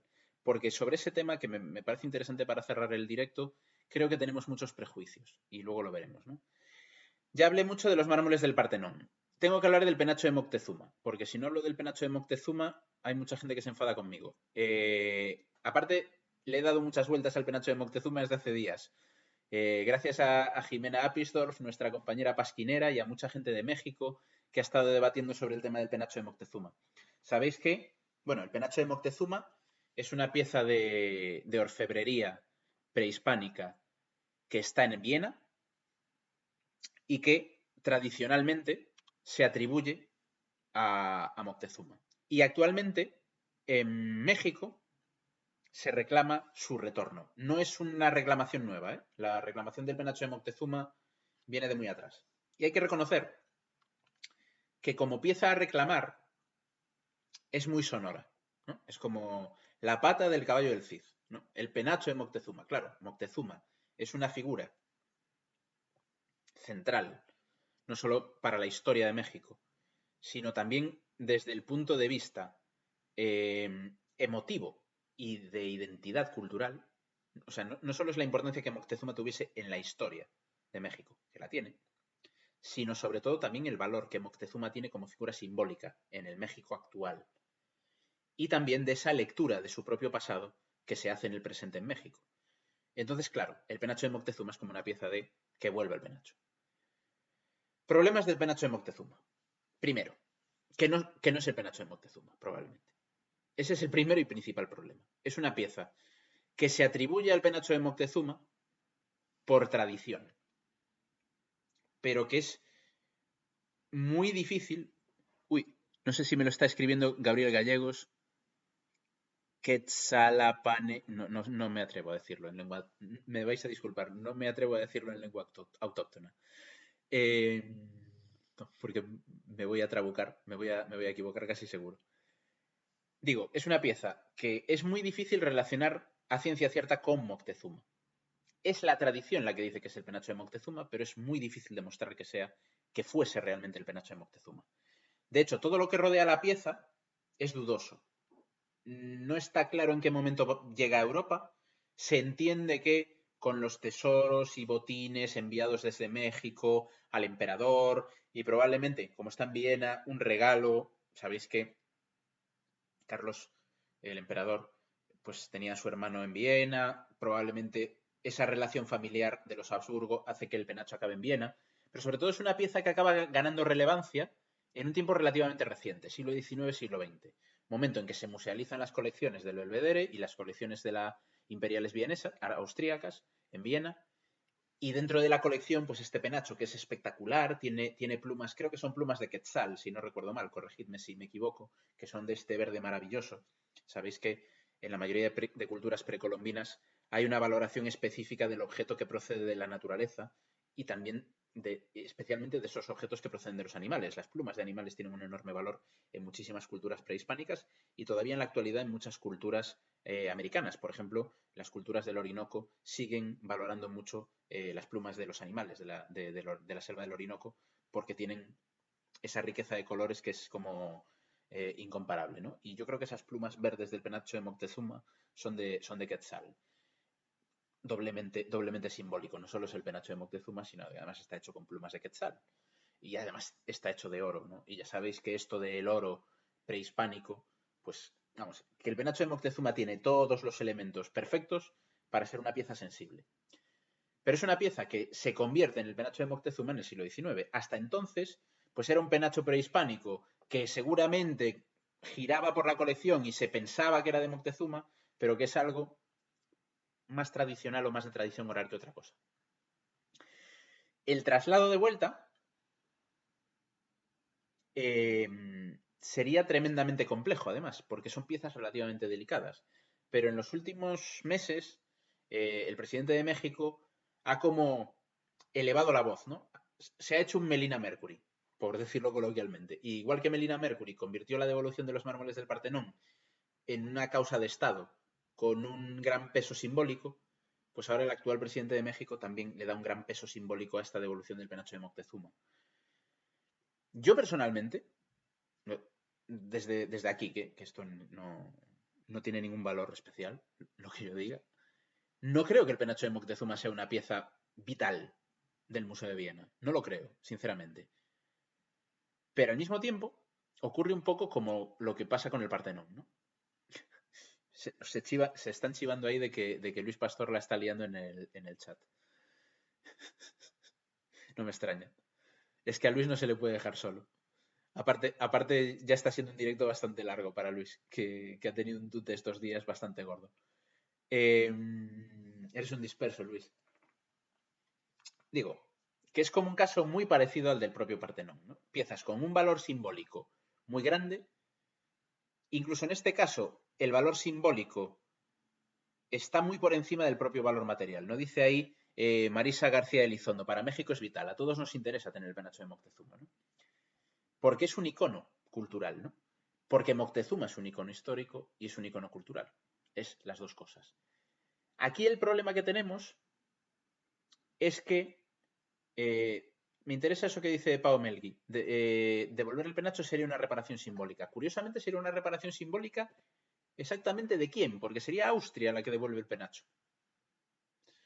Entonces me da la sensación de que Austria está un poco en a mí no me líes. Si queréis pedir cosas, pedírselas a los españoles. A mí, yo estoy aquí en Centro Europa, el penacho fue un regalo. Recordad que lo de los regalos es así, es envenenado. Esto llegó aquí de regalo y no lo devolvemos. Si yo estuviese en el lugar de la persona que tiene que tomar la decisión, yo tengo muy claro que con todas las medidas posibles mandaría el penacho de vuelta a México, yo personalmente. Pero yo no pinto nada en esto. Es una opinión estrictamente personal. Pero al mismo tiempo, me parece un ejemplo muy interesante de cómo una pieza menor, porque el penacho de Moctezuma es una pieza menor, de toda la cultura material prehispánica mexicana, que es riquísima y que es una de las más ricas del planeta. El penacho de Moctezuma no pasa de ser una anécdota, si me permitís, y no quiero ser irrespetuoso con la figura histórica y cultural de Moctezuma, pero con todo lo que hay en otros lugares del mundo, de las culturas prehispánicas mexicanas, el penacho de Moctezuma pasa un poco como en la fase como en la fase anecdótica, ¿no? No deja de ser una pieza que me pongo en el otro lado, ¿no? De la misma manera que os digo, si yo dependiese de mí, el penacho estaría en México, me pongo en el otro lado. Si yo tuviese que pedir cosas, en mi checklist de devuélvanos esto, igual el penacho de Moctezuma estaba relativamente abajo, en comparación con otras piezas que hay en otros sitios. O sea que esto es algo que ocurre mucho en las devoluciones de patrimonio, sobre todo de piezas tan destacadas, ¿no? Que devuelvan la piedra roseta. Hombre, que devuelvan la piedra roseta exactamente ¿por qué? ¿Qué tiene la piedra roseta de singular su salida de Egipto para que se devuelva la piedra roseta y no otras piezas, ¿no? Yo sobre todo voy un poco por ahí. Me comentan por ahí que Austria ha solicitado la carroza de Maximiliano, que sería un intercambio, yo creo que sería un intercambio bastante equilibrado. Y Marisa García Elizondo me dice, no quiere devolverlo a Austria con el pretexto de que sería muy complicado su envío. Eso dicen. Y Luis abre un melón. Luis, no abras melones en un directo. Haz un pasquino si tienes valor. Pero tiene razón Luis. Dice, muchas cosas, muchos objetos prehispánicos de algunos museos son más falsos que un billete de 23 euros. El penacho de Moctezuma tal como está hoy en Viena es muy difícil que sea la pieza que salió de México. Es muy, muy, muy difícil. Dificilísimo. Por cuestiones de conservación. Incluso es una de esas piezas que está en duda, ¿no? Muchas veces. Yo no soy experto, ¿eh? Pero he visto que se pone en duda incluso la originalidad del penacho de Moctezuma o de algunas partes del penacho de Moctezuma. Yo os digo que ahí no me hagáis ningún caso, simplemente os digo que en la búsqueda que he estado haciendo estos días, porque además es un tema en el que quería más o menos enterarme porque sabía que hoy acabaríamos hablando de él, hay muchas dudas sobre la originalidad y desde luego dudas enormes sobre que sea realmente el penacho de Moctezuma. Lo que nos lleva a esa fase, ¿no? Que yo decía antes. Al final muchas de estas devoluciones son más simbólicas que otra cosa. Es como que vuelva como demostración de otra cosa que no está relacionada directamente con lo patrimonial o con lo histórico, sino con la idea de una reparación moral, ¿no? Creo que alguien por ahí lo decía. Pao Melgui me dice, es terrible ver los templos destruidos por los conquistadores en México como el Templo Mayor. Sería un lindo gesto que reconocieran ese daño devolviendo una pieza de importancia como el penacho. Sí, pero al mismo tiempo quienes tienen el penacho no son los que destruyeron los templos. Entonces, claro, no sé si me explico. Es como... ¿Por qué tengo que ser yo el que haga esta reparación histórica? Ya os digo, yo lo haría. Pero ¿por qué? Y sobre todo yo lo haría siguiendo un poco una idea que para mí debería ser importante en este tipo de litigios, ¿no? Y es que yo creo que la línea de la concordia siempre va a ser más positiva, ¿no? Yo buscaría esa idea de concordia, ¿no? De decir, sí, venga, vamos a ver cómo podemos devolver el penacho de Moctezuma y vamos a colaborar a partir de ahí. Vamos a colaborar a partir de ahí. Vamos a hacer una gran exposición de arte prehispánico en Austria para que la gente entienda el contexto. Y después, cuando las piezas vuelvan a México, con esas piezas se va el penacho de Moctezuma, de vuelta. Pero al mismo tiempo, yo si fuese la otra parte, también concedería eso.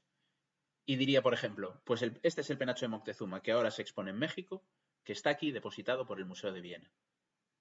No sé si entendéis por dónde voy. Yo creo que siempre los puentes de concordia son mejores. Sé que no es fácil, porque al final acaba entrando la política y acaba entrando la ideología. Pero lo ideal habría sido que el Museo Británico depositase los mármoles del Partenón en el Museo de la Acrópolis. Y el Museo de la Acrópolis los pudiese exponer poniendo en las cartelas que pertenecen al Museo Británico. Y creo que eso sería ejemplar. Eso sería realmente concordia. Sería decir, oye, mira, yo tengo una cosa que sé que tú la quieres y que tienes todo el derecho a quererla, porque forma parte de tu cultura y de tu bagaje cultural. Pero al mismo tiempo es mía. Y yo puedo cerrarme en banda. Si no quiero devolvértela, me cierro, hago como los niños, me cruzo de brazos, no respiro y ya está. Vamos a dialogar, vamos a entendernos. vamos a hacer una gran exposición de escultura griega en el Museo Británico. O simplemente, oye, te mando los mármoles a Atenas, perfecto. Y cada 2 o 3 años, una de las grandes piezas escultóricas de la cultura griega se expone en Londres, el Auriga de Delfos, y exponemos el Auriga de Delfos en Londres. Esa colaboración fluida, yo creo que es mucho más interesante. En lugar de cerrarse en banda y decir, es mío, no, no es tuyo porque lo hicimos nosotros, de ahí ya no salimos. No sé si me entendéis, o sea, hay un punto de fricción que ya no tiene arreglo. Y en ese punto de fricción están Grecia e Inglaterra, y no tan en ese punto de fricción, pero en uno relativamente parecido, están México y Austria. Que al final es como un pulso, ¿no? El pulso de identificar a los malos. No, los técnicos del Museo Británico no son malos por tener los mármoles del Partenón, porque no pinchan ni cortan. Ellos heredaron eso desde hace siglos y ellos son los custodios. Y lo hacen lo mejor que pueden para que los mármoles de Elgin sean conocidos por cuanta más gente mejor. Y lo hacen muy bien, además. O sea que culpar al Museo Británico de 2020 de lo que un señor inglés hizo hace 200 y pico años es muy complicado, ¿vale? O sea, yo iría más por ese lado, ¿de acuerdo? Y esto lo aplicaría a prácticamente todos los casos similares. Buscaría mucho más esa colaboración. Y yo creo, sinceramente, que a veces el receptor, el reclamador, fuerza el discurso y pone muchas dificultades al propietario, al depositario de la pieza, ¿no? Tal como se ha subido el tono en Grecia recientemente, en los últimos años, no digo en los últimos días, digo en los últimos 15 años, se lo pone muy difícil al Museo Británico decir, bueno, venga, vamos a devolver las piezas del Partenón. Porque estarías admitiendo una culpabilidad que es que no existe. ¿Entendéis esto? No existe esa culpabilidad. Como, me estás a mí cargando una cosa que yo no he hecho. Yo tengo aquí los mármoles. Pero nadie los robó. Están aquí.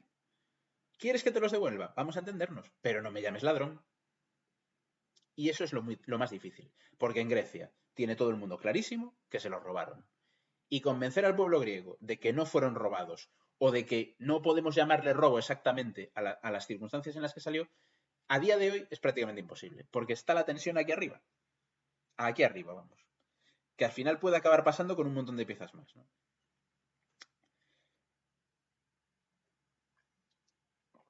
Me dice por ahí Juan Anca en Twitch, más uno en el tema de la concordia cultural. Y Anubis Trasgo me dice, perdonad, acabo de entrar. ¿Habéis hablado ya del cemento que acaban de poner en la Acrópolis? No me tiréis de la lengua con lo que están haciendo en la Acrópolis, por favor. Que no quiero quiero que la próxima vez que vaya a Atenas, si algún día volvemos a viajar, me dejen entrar. Yo soy, o sea, me salen sarpullidos cada vez que veo las reconstrucciones salvajes que están haciendo de los templos de la Acrópolis. Porque una cosa es consolidar la ruina y otra cosa es la reconstrucción rara que están haciendo, porque aparte es casi seguro que va a ser una reconstrucción parcial. Dice Juan que el que reclama la pieza quiere que el propietario de la pieza pida perdón y repare el daño causado. Debate más político que cultural. Es que ahí está la clave. Que nos pidan perdón. ¿Perdón por qué? Ahí está la... ¿Perdón por qué? ¿Perdón a una encima que te la voy a devolver? Pues no te la devuelvo. Es que al final es eso. Es como el capricho. Y si uno se pone caprichoso, el de enfrente se pone caprichoso. Y al final esto es un partido de tenis. Y quienes perdemos somos todos los demás. Porque al final, el Museo Británico lleva décadas colaborando con museos de toda Europa, prestando piezas, menos en Grecia. Porque claro, el Museo Británico no puede organizar una exposición de sus piezas griegas en Grecia. Porque se monta la de San Quintín. Sería súper polémico. Y al final, ¿quiénes pierden? Los griegos. Porque el pueblo griego podría ver su patrimonio con muchísima más frecuencia y su patrimonio histórico con muchísima más frecuencia si hubiese un hilo cordial entre las instituciones que se dinamita por razones que ni son patrimoniales, ni son artísticas, ni son históricas. Son razones de dar titulares suculentos y de que alguien se erija en el héroe que va a recuperar como los estandartes de los partos. O sea, si esto no está todo inventado, está todo inventado. Ya lo hacían los romanos. Como quedan como unos 20 minutitos, vamos a hacer ese repasillo de países, ¿vale? Porque, ¿cuáles diríais intuitivamente que son los países que han perdido más patrimonio cultural? Es decir, los países que tienen más patrimonio cultural suyo fuera de su país. Idme contando. En Twitch, en Instagram. Países que tienen o sea, los países que más patrimonio cultural suyo tienen en otros países. Así voy bebiendo mientras tanto. Estáis ahí pensando.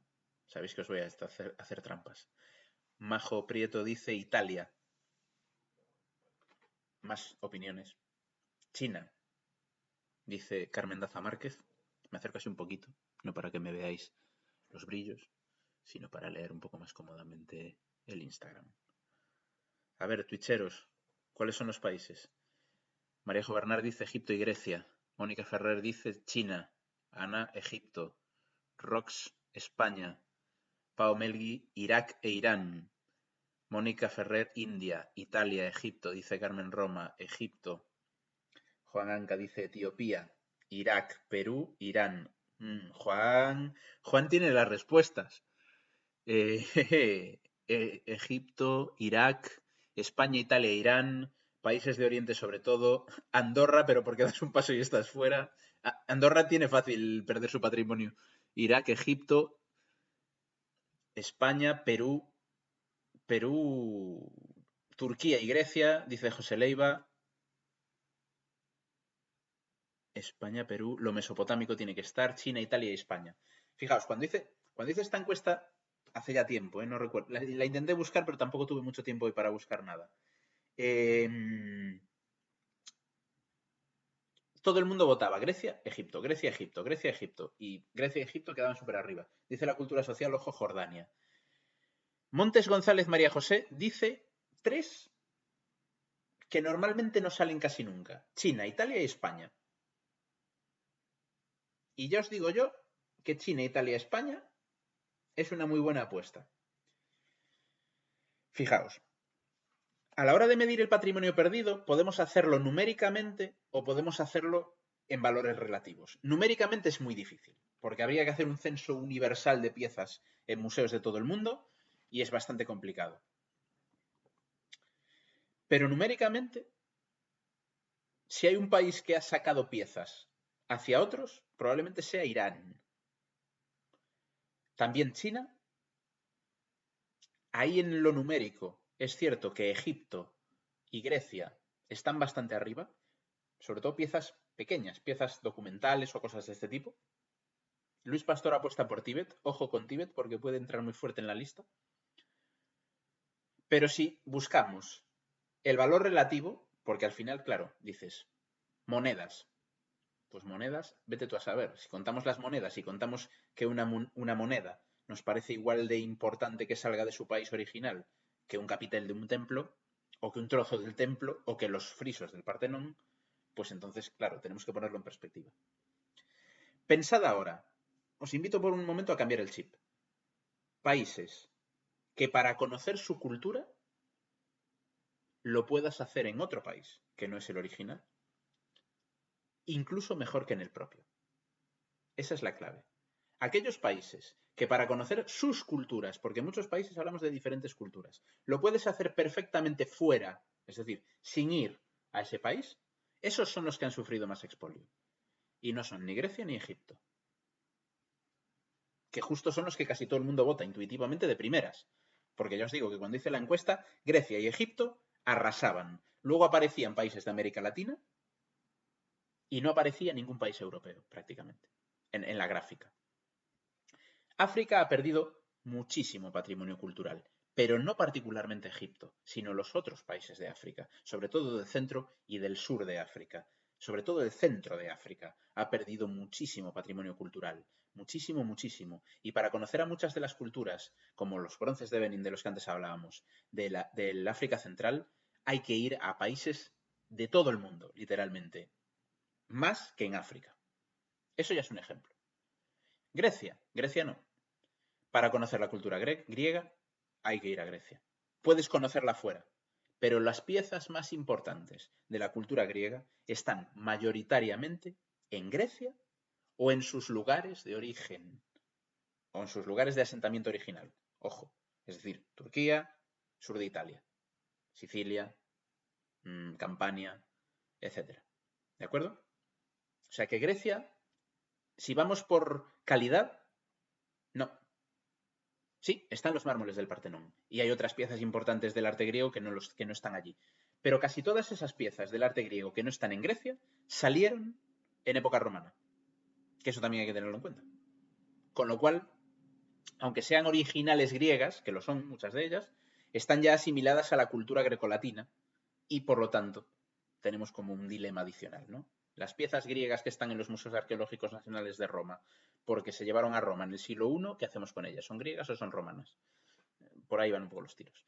Lo mismo pasa con Egipto. Es cierto que hay museos muy potentes de arte egipcio fuera de Egipto, en Turín, fundamentalmente, en Japón, colecciones particulares, colecciones privadas. Egipto, tened en cuenta que además es un país que fue expoliado durante siglos, justo hasta que llegaron los europeos, que esto es muy interesante. Es decir, el arte egipcio que circula por el mundo, mucho de él fue expoliado antes de la llegada de las campañas arqueológicas.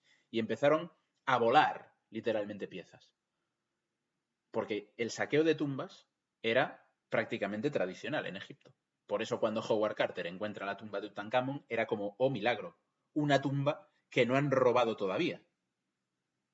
Porque el resto están todas robadas y las piezas vete tú a saber dónde están. Y luego esas piezas han ido saliendo. Pero a día de hoy, a pesar de que en Londres, en Nueva York, en diferentes países del mundo hay piezas egipcias muy importantes, el grueso de la cultura egipcia faraónica está en Egipto. Y del resto de la cultura egipcia está casi todo en Egipto. Porque eso también hay que tenerlo en cuenta. Egipto es mucho más que el Egipto faraónico. Tiene patrimonio artístico en el siglo VII y patrimonio artístico en el siglo XIV y patrimonio artístico en el siglo XX. Así que no es un país que haya perdido particularmente patrimonio artístico fuera del Egipto faraónico, e incluso en el caso del faraónico, lo más importante sigue estando en Egipto, en el Egipto actual. América Latina. El otro día decía, y hubo gente que le chocaba, yo creo, que América Latina, particularmente, no es un continente, subcontinente en este caso, que haya perdido mucho patrimonio. Pensad que desde el punto de vista arquitectónico, la arquitectura precolombina, por ejemplo, está allí, y que el patrimonio colonial está en América Latina, mayoritariamente. No ha volado. Nadie se ha llevado la Catedral de México a la campiña castellana en España. Ojo, porque al revés ha pasado. Así que el patrimonio cultural de América Latina, aunque es cierto que particularmente las culturas prehispánicas están muy presentes en colecciones de museos de todo el mundo, pero en pocos casos con piezas muy destacadas. Suelen ser piezas, iba a decir seriadas, ¿no? La idea del arte contemporáneo se me ha metido, no. Suelen ser piezas que no son la pieza central, ¿no? Pues sí, puede haber máscaras prehispánicas en Londres, en Madrid, pero no son las piezas centrales. La Piedra del Sol está donde tiene que estar. No está la Piedra del Sol en el Metropolitan, no está la Piedra del Sol en el Museo de Pekín. Entonces, al final, las piezas más importantes... Uy, Luis se está metiendo ahí con una cosa interesante. Las piezas más importantes de las culturas precolombinas y su arquitectura prácticamente en bloque están en sus países de origen. Y toda la cultura colonial prácticamente está también allí. Cartagena de Indias está en Cartagena de Indias. No se ha desmontado fragmentos de las murallas de Cartagena para llevárselas a otro sitio.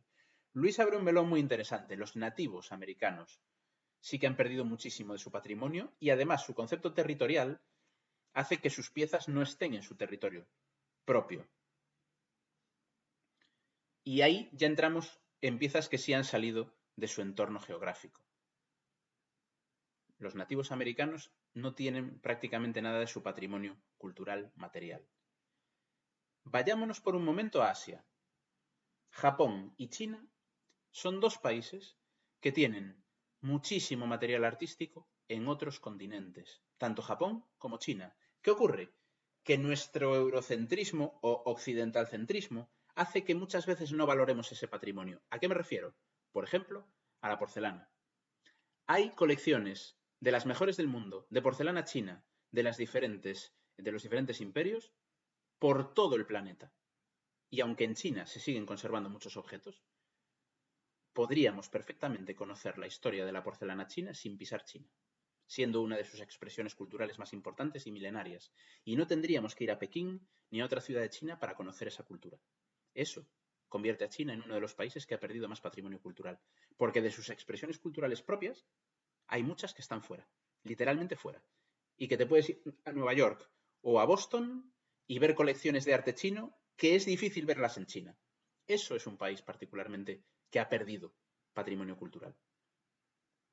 En Japón pasa algo parecido, pero no llega a un caso tan extremo. Ahí China sí está en un punto especial. Yo creo que China estaría siempre en un top 3, top 4 de los países que han perdido más patrimonio cultural. Sin duda. Para mí, sin duda. Y sobre todo, me dice Cristalense88, pero lo exportaban por encargos, no por colonialismo. Bueno.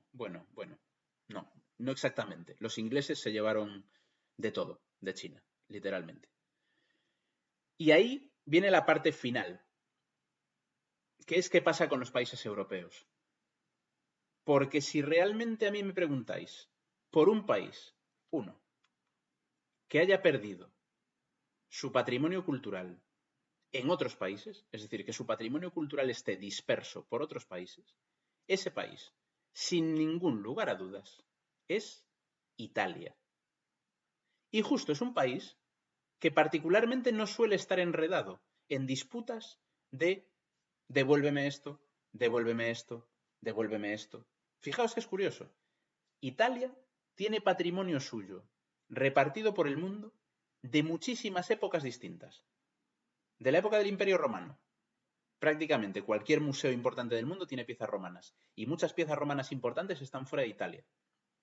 Es cierto que muchas de esas piezas estaban ya fuera de Italia en el propio imperio.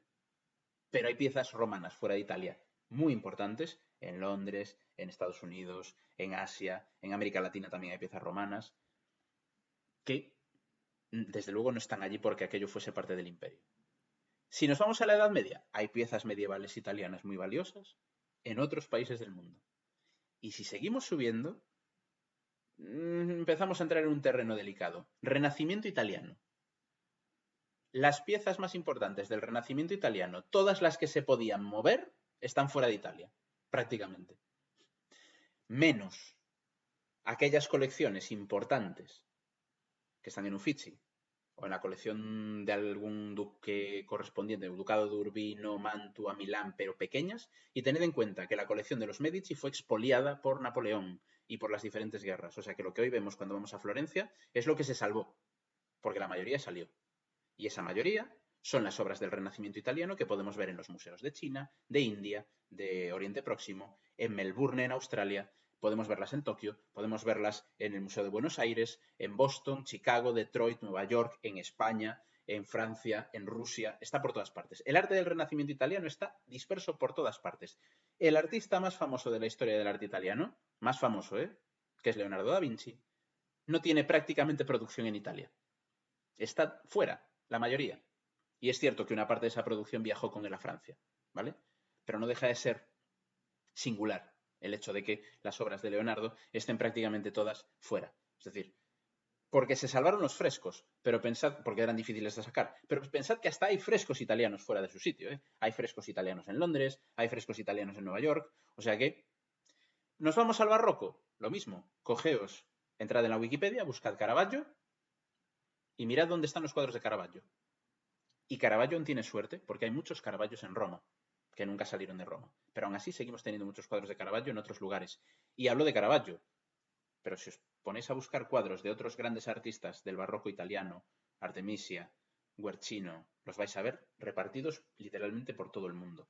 Es cierto que ahí había un elemento de exportación ya, pero se sigue perdiendo mucho de ese material. Y lo mismo si nos vamos al arte contemporáneo. Al final, el arte italiano se puede conocer perfectamente desde fuera de Italia. Viajando a 2-3 museos del mundo, te haces un mapa completo de la historia del arte italiano sin pisar Italia, sin ningún problema. Eso es un país que particularmente ha perdido patrimonio.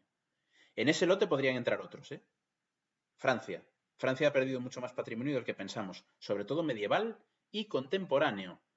Porque claro, la pintura de los impresionistas está esparcida por todo el mundo, no está en Francia. Orsay tiene una parte importante, pero no tiene todo, ni lo más importante siquiera. Lo mismo pasa con pintura del romanticismo, del neoclasicismo. Hay muchas obras del arte francés que están fuera de Francia, a pesar de que Francia era un país lo suficientemente potente como para retener esas obras en casa. Si conocéis Cloisters, que sé que antes en la primera parte del directo comentabais mucho el Museo de Cloisters, en Nueva York hay piezas enteras de monasterios y catedrales franceses y españoles. Y España es otro país que particularmente ha perdido mucho de su patrimonio cultural en otros países. Perdido. Fijaos que no estoy usando la palabra expolio. Estoy hablando de patrimonio cultural de un país que está en otros países. España es otro de los países que tiene más patrimonio cultural fuera. Incluso Países Bajos podría decir, oye, mira, los dos artistas más importantes de mi historia, que son Rembrandt y Van Gogh, las piezas más importantes están fuera. Los girasoles, adiós girasoles. La noche estrellada, adiós noche estrellada. Suerte que tienen el Rijksmuseum y el Museo Van Gogh de Ámsterdam, que hacen así como palanca para que no se vayan el Síndico de los Pañeros, la Ronda de Noche y las piezas que hay en el Museo Van Gogh de Ámsterdam, de Van Gogh, ¿no? Pero al final son piezas que han salido. Eso es cierto que es por el mercado del arte reciente. Pero fijaos que al final ese intercambio sucede constantemente. El movimiento, el viaje del arte, que las piezas artísticas viajen, no es negativo. Es negativo si lo queremos ver con esos ojos de a mí me gustaría que todos los cuadros de Velázquez estuviesen en Sevilla o en Madrid. Bueno, es una manera de verlo. Pero en realidad, si todos los cuadros de Velázquez estuviesen en Sevilla o en Madrid y todas las pinturas de Leonardo da Vinci estuviesen en Milán, pues al final habría muchísima gente que no tendría acceso a ellos, que no podría verlos. Y a mí me parece estupendo que haya un retrato de Velázquez de los mejores que está en Nueva York y que la gente de Estados Unidos pueda conocer la pintura de Velázquez yendo al Metropolitan. Es así. Yo creo que esto es un poco como la conclusión final, ¿no? Que si nos dedicamos a crear esa trazabilidad un poco forzada de cada pieza a su país de origen, aparte de que casi siempre va a ser imposible encontrar el país de origen, porque no existían, y de que el contexto original no es solo geográfico, porque al final, pues, un cuadro de Velázquez habrá sido pintado para un palacio que a lo mejor ya no existe, o una pintura de Caravaggio habrá sido pintada para la villa de recreo de un cardenal que ya no existe y que desde luego no es un museo italiano. Además de eso, yo creo que perdemos de vista que durante mucho tiempo los museos se han encargado a lo largo de su historia de construir la historia del arte occidental y no occidental a través de las piezas que custodiaban sin ninguna intención de robárselas a nadie y mucho menos de que los países de origen de esas culturas perdiesen nada, sino simplemente con la idea de exponerlas, darlas a conocer. Al final, los artistas más famosos del mundo y las obras más famosas del mundo son las que están en los museos importantes del mundo. Así que el Louvre, el British, la National Gallery, el Metropolitan han hecho una labor enorme por dar a conocer historia de Europa, historia de otros países, objetos culturales de diferentes lugares y épocas, que si solo lo vemos como este cuadro tendría que volver a su lugar de origen o esta escultura tendría que estar en su lugar de origen, yo creo que nos perdemos prácticamente todo. O sea, nos quedamos con la parte negativa, que siempre la hay, y no vemos lo de positivo que ha habido en todo ello. Bueno, espero que os haya gustado el directo, espero que haya sido interesante y la verdad es que habéis aguantado como jabatos y jabatas hasta el final. Muy bien, muchas gracias. Espero que haya sido satisfactorio. ¿Qué os ha parecido el primer directo de esta nueva generación? ¿Ha estado bien? ¿Sí? Veo muchos corazones volando. Poned comentarios por ahí en redes y decidme lo que pensáis, dice Mónica. Sigo diciendo que el siglo XIX tiene una idea de progreso problemática y aunque los museos ahora sí buscan la conservación, lo cierto es que cuando se fundaron esa no era su filosofía de vida. Había una idea de superioridad en muchos casos, eso es cierto. Estoy viendo, veo que os ha gustado. Muchas gracias, Juan, José Leiva, que me comentaba también por aquí por Twitch, y Juan Anca, Urma González, maquiavélico, me dice Juan Anca. Muchas gracias, gracias Urma. Gracias Concepción y Paz. Señor Arnolfini, gracias. Nuri Rim, lo he pillado lo último, en cuanto lo colguéis lo veo desde el principio, muy guay. Muchas gracias. Estoy un poco fundido, así que me despido de vosotras y de vosotros, porque este tema da para mucho. Lo dejaré colgado, ¿vale? Muchísimas gracias. Hasta la próxima.